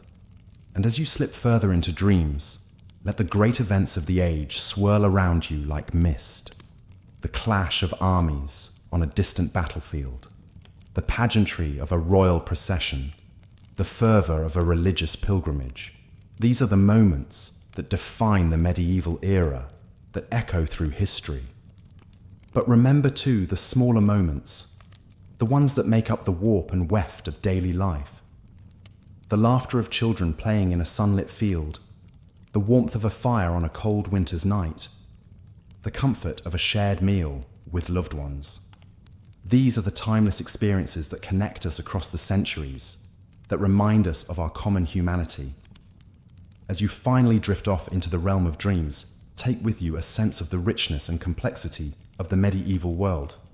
It was a time of great darkness and great light, of cruelty and kindness, of ignorance and wisdom. And in its joys and sorrows, its triumphs and tragedies, it reflects the eternal human condition, the endless struggle to find meaning and purpose in a changeful world. So sleep now and let the distant strains of a lute, the soft chant of a prayer, the whisper of wind through a castle embrasure carry you into the depths of slumber. And as you dream, remember that you are part of a story that stretches back through the ages, a story of which the medieval era is but one chapter in an endlessly unfolding tale. The medieval world may be gone, but it is not forgotten. Its legacy lives on in the stones of our cities, the pages of our books, the very fabric of our thought. And as long as we remember and recount its stories, as long as we strive to learn from its wisdom and avoid its follies, it will continue to shape us, to guide us, to inspire us. So let us bid farewell to the Middle Ages, but let us not forget them. Let us carry their lessons with us as we navigate the uncertainties of our own time, as we seek to build a world that is more just, more compassionate, more enlightened. For in the end, that is the greatest gift that history can give us, the chance to learn from the past, to dream of a better future, and to make that dream a reality. Good night, dear listener, and may your dreams be filled with the wonders and the wisdom of the ages. You blink awake as the first rays of dawn filter through the narrow window slit, illuminating motes of dust dancing in the air. The room is small and sparse, with walls of rough-hewn stone and a floor of beaten earth. A simple wooden cross hangs above the narrow bed where you lie, a reminder of the omnipresence of the church in this medieval world. You rise and stretch, feeling the coarse fabric of your monk's habit against your skin. The life of a monk is one of simplicity, devotion, and routine. You begin each day with prayer, kneeling on the cold stone floor of the monastery chapel as the first Mass is sung. The voices of your fellow monks rise in Gregorian chant, the ancient Latin words echoing off the vaulted ceiling. After Mass, you break your fast with a simple meal of bread and ale in the refectory. The fare is plain but nourishing, meant to sustain the body without indulging the senses. Gluttony is a sin, after all, and the monks are meant to lead a life of asceticism and self-denial. With breakfast done, you head to the scriptorium, the room where the monastery's precious books and manuscripts are kept. Here, monks spend their days painstakingly copying texts by hand, preserving the knowledge of the ancients and the teachings of the church. It is slow, exacting work, requiring great patience and skill. You settle at your desk, a slanted wooden surface with a hole for an ink pot. You take up your quill, dip it in the ink, and begin to write, carefully forming each letter on the parchment before you. The scriptorium is silent, save for the scratching of quills and the occasional cough or shuffle of feet. As you work, your mind begins to wander, reflecting on the role of the monastery in medieval society. Monasteries are more than just religious houses. They are centers of learning, charity, and economic power. They provide education for the sons of nobles and a place of refuge for the poor and sick. They also control vast tracts of land granted to them by pious donors, which are worked by peasants in exchange for the monks' prayers and spiritual guidance. But not all is peaceful within the monastery walls. Politics and power struggles are as prevalent here as in any royal court. Ambitious monks vie for positions of authority, currying favor with wealthy patrons and influential bishops. Some even dream of rising to the ultimate position, the papacy itself. As the day wears on, you set aside your quill and stretch your cramped fingers. It is time for the midday meal, a slightly more substantial repast of stewed vegetables, fish, and bread. The monks eat in silence, listening to one of their number read aloud from the Bible or the lives of the saints. After the meal, there is time for contemplation and study. You walk in the monastery gardens, enjoying the sun's warmth and the gentle buzz of bees in the herb beds. You watch a group of novices, young men just beginning their monastic lives, as they are put through their paces by a stern-looking master. They are learning the rule of Saint Benedict, the strict code that governs every aspect of monastic life. As the sun begins to set, you return to the chapel for Vespers, the evening prayer service. The monks' chants are slower now, more contemplative.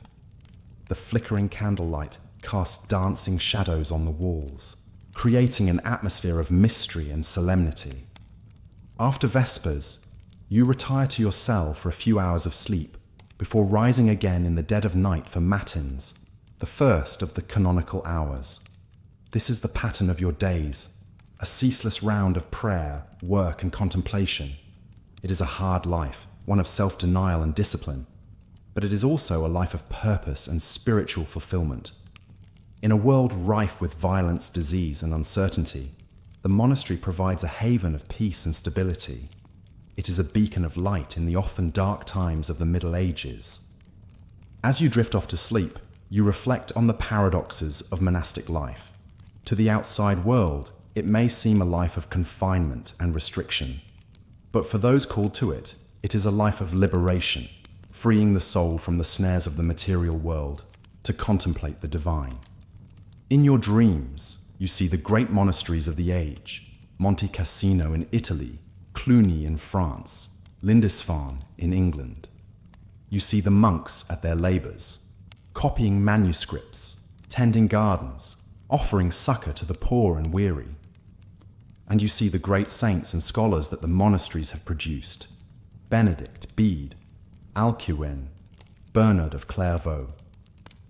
The monasteries are the guardians of knowledge and culture in a turbulent age. They are the bridge between the classical world and the Renaissance to come.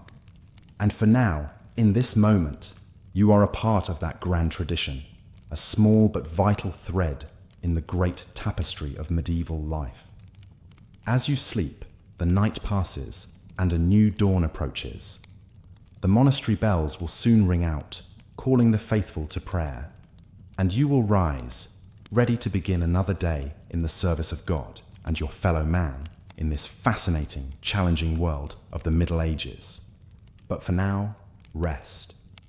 Let the peace of the monastery enfold you and dream of a world where the light of knowledge and faith shines bright against the darkness. In the morning, that world will be yours to shape, one prayer, one deed, one moment at a time. The scene fades, and you sink deeper into sleep, the medieval monastery dissolving into the mists of dreams. The chants of the monks echo in your mind, a soothing lullaby from a distant age. And as you sleep, the wisdom and lessons of that age settle into your soul, enriching and enlightening, even as the modern world seems so far away. For that is the magic of history. It is never truly past, but alive within us, shaping our present and our future in ways we may not always understand. And in the depths of a medieval monastery, in the simple rhythms of prayer and work, in the quiet scratching of a quill on parchment, lie truths that echo across the centuries, waiting to be rediscovered by each new generation. So sleep now, and let the medieval world be your guide and your companion through the realms of night. In the morning, you will awake, perhaps with a new understanding, a new appreciation for the richness and complexity of the human story. And the medieval monastery, with its chants and its bells, its saints and its scholars, will be a part of you, a reminder of the enduring power of faith, knowledge, and the indomitable human spirit. As the night deepens, the script comes to a close, leaving you to your dreams and the endless possibilities of the medieval world. May your sleep be blessed with the peace of the monasteries. and may you awake refreshed, inspired, and ready to embrace the day ahead. But the journey through medieval history is far from over.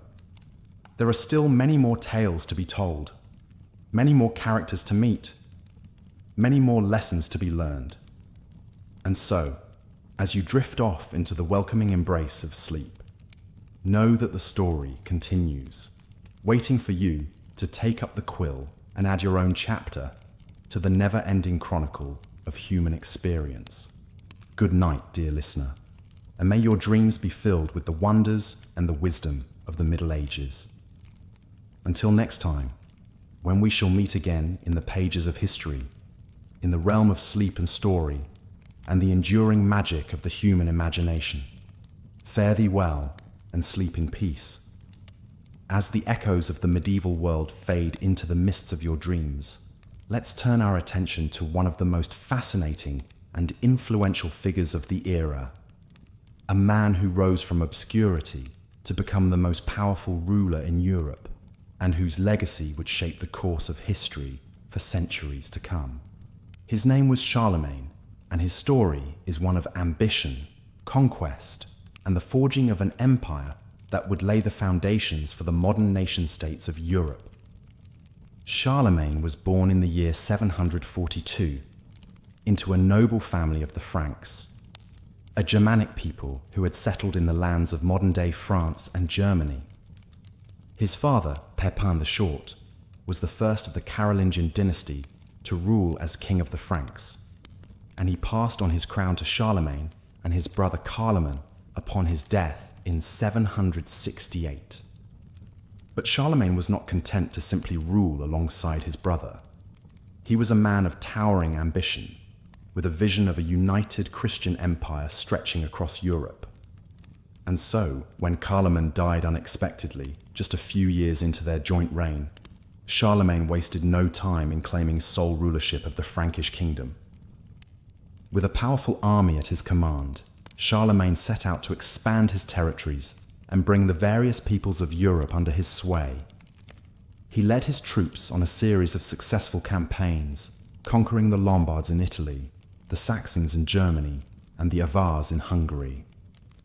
As his empire grew, so too did Charlemagne's reputation as a great warrior and leader. He was known for his bravery on the battlefield, often fighting alongside his men and inspiring them with his courage and determination.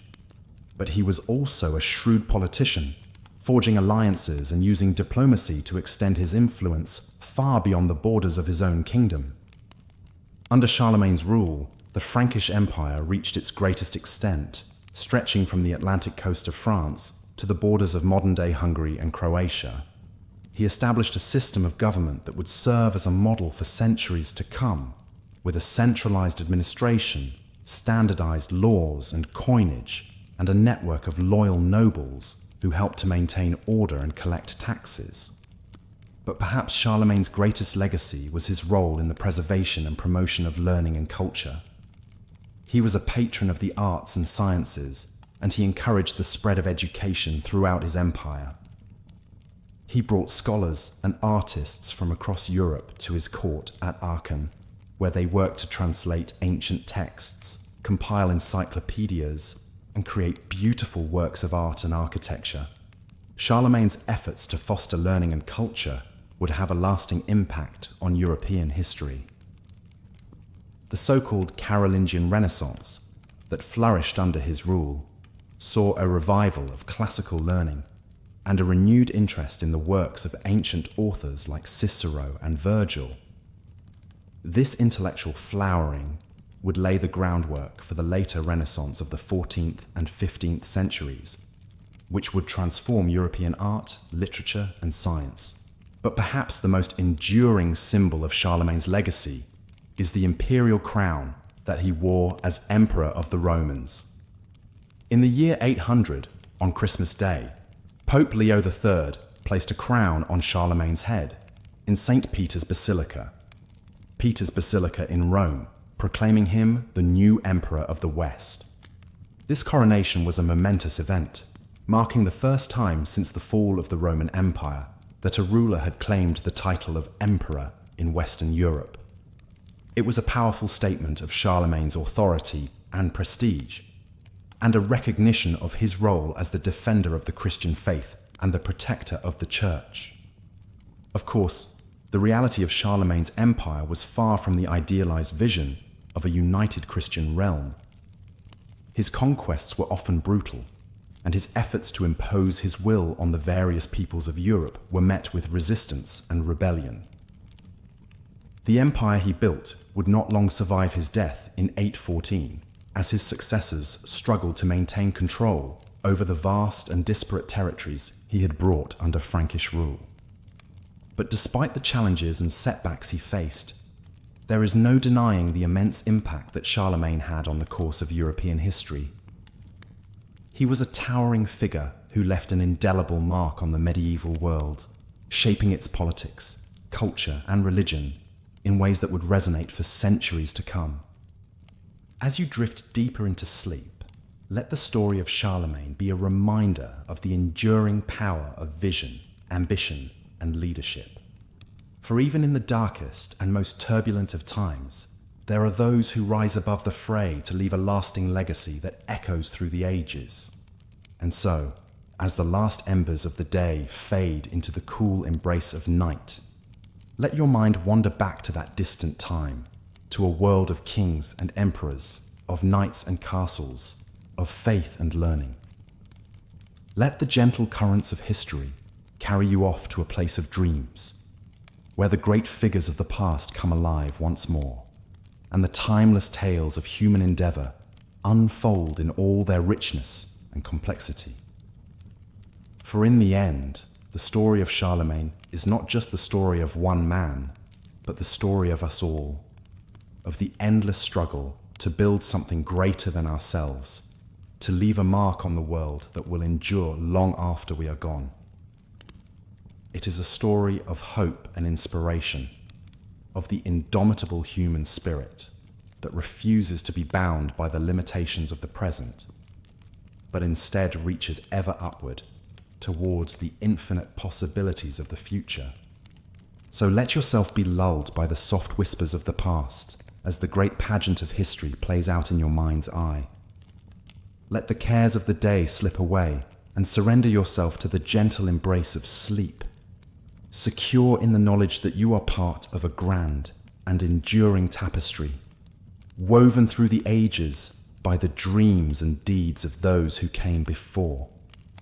And as you drift off into the welcoming arms of slumber, know that the legacy of Charlemagne and of all the great figures of history lives on in you, in the courage and determination that you bring to each new day, in the endless quest for knowledge and understanding that drives you forward, in the unquenchable thirst for beauty and meaning that stirs your soul.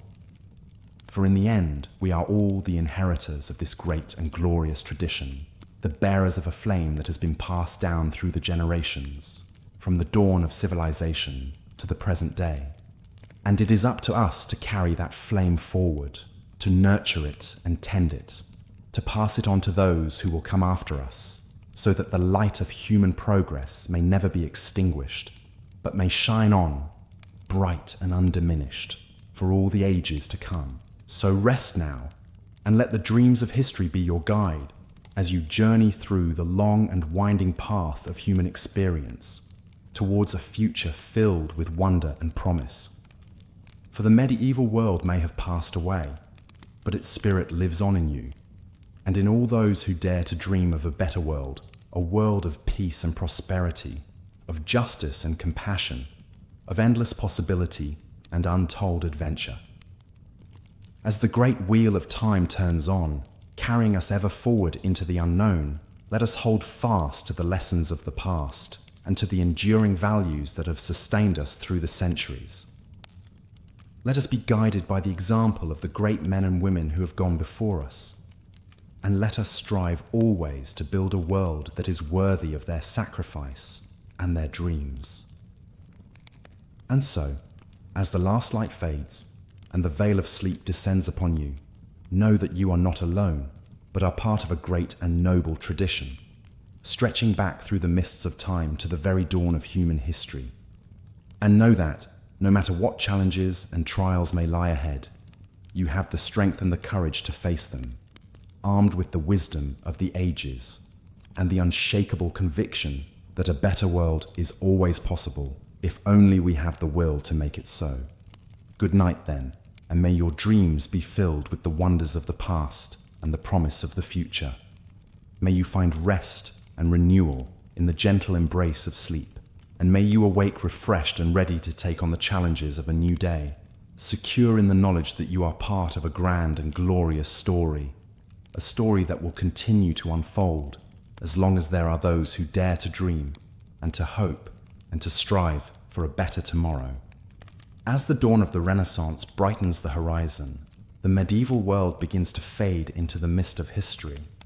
But before we bid farewell to this remarkable era, let us linger a moment longer, like a traveller savouring the last few steps of a long and wondrous journey.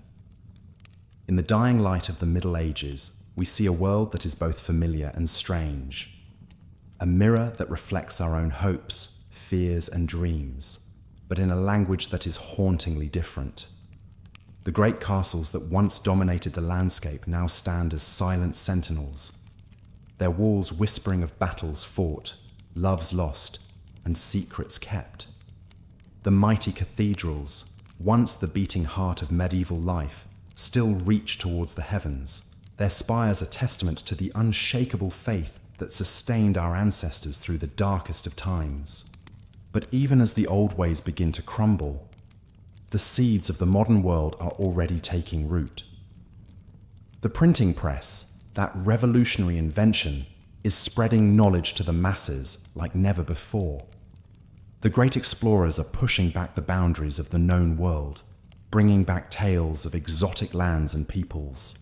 And in the halls of the great universities, the rediscovered wisdom of the ancients is mingling with bold new ideas, sparking a renaissance of learning that will change the course of human history.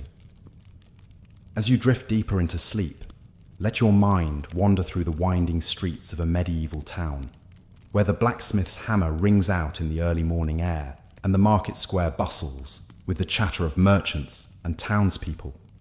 Imagine yourself as a pilgrim, setting out on a journey to some distant holy shrine, your footsteps echoing on the cobblestones as you pass by the great gates of the city into the wide world beyond. And as you travel, let the faces of the people you meet along the way flash before your mind's eye. The humble peasant, toiling in the fields from sunrise to sunset. The noble knight, resplendent in his armor, riding off to battle with a prayer on his lips. The wise monk, bent over a precious manuscript, preserving the knowledge of the ages for generations to come. Each of them a thread in the great tapestry of medieval life, woven together into a story that echoes through the ages. But perhaps the greatest wonder of the Middle Ages is not the grand deeds of kings and queens, nor the towering achievements of art and architecture, but the simple, everyday moments that make up the fabric of human existence. The laughter of children playing in the village green, the comfort of a warm fire on a cold winter's night, the joy of a bountiful harvest, the sorrow of a loved one lost. These are the moments that connect us across the centuries, the universal experiences that remind us of our shared humanity. And so, as you slip deeper into the embrace of sleep, let the medieval world be a comfort and a companion to you. Let its stories and its secrets whisper to you in your dreams, a reminder of the great chain of history that binds us all together. And when you wake in the morning, carry a little piece of that world with you, a talisman against the trials and tribulations of modern life. For in the end, the legacy of the Middle Ages is not just the castles and cathedrals, the kings and queens, the wars and plagues. It is the enduring spirit of humanity that shines through it all, the unquenchable spark of hope and resilience that has carried us through the darkest of times and will continue to guide us into the future. So let us bid a fond farewell to the medieval world. but let us never forget its lessons, its wonders, and its sorrows. Let it be a reminder to us of how far we have come and how far we have yet to go. And above all, let it be a source of inspiration and wonder, a wellspring of stories and dreams that will nourish our souls for generations to come. And with that, my dear listener, it is time for us to part ways. But before I go, let me leave you with one final thought. In this fast-paced, ever-changing world of ours, it is all too easy to forget the simple joys and beauties that surround us every day. So take a moment, whenever you can, to stop and marvel at the world around you, to gaze up at the stars, to listen to the song of a bird, to feel the warmth of the sun on your face. For in those moments, you are connected to something greater than yourself, to the vast and wondrous tapestry of life that stretches out across the ages.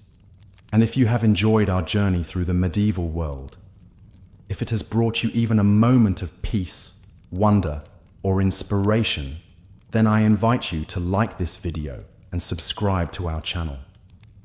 For there are still so many stories left to tell, so many wonders left to discover, and I would be honored to be your guide on those journeys. But for now, my friend, it is time to rest.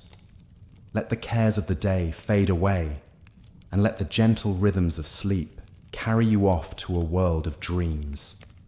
And may you wake in the morning with a heart full of hope, a mind full of wonder, and a soul ready to embrace all the beauty and mystery that life has to offer. Good night, my dear listener, and sweet dreams, until we meet again on some other journey through the mists of history.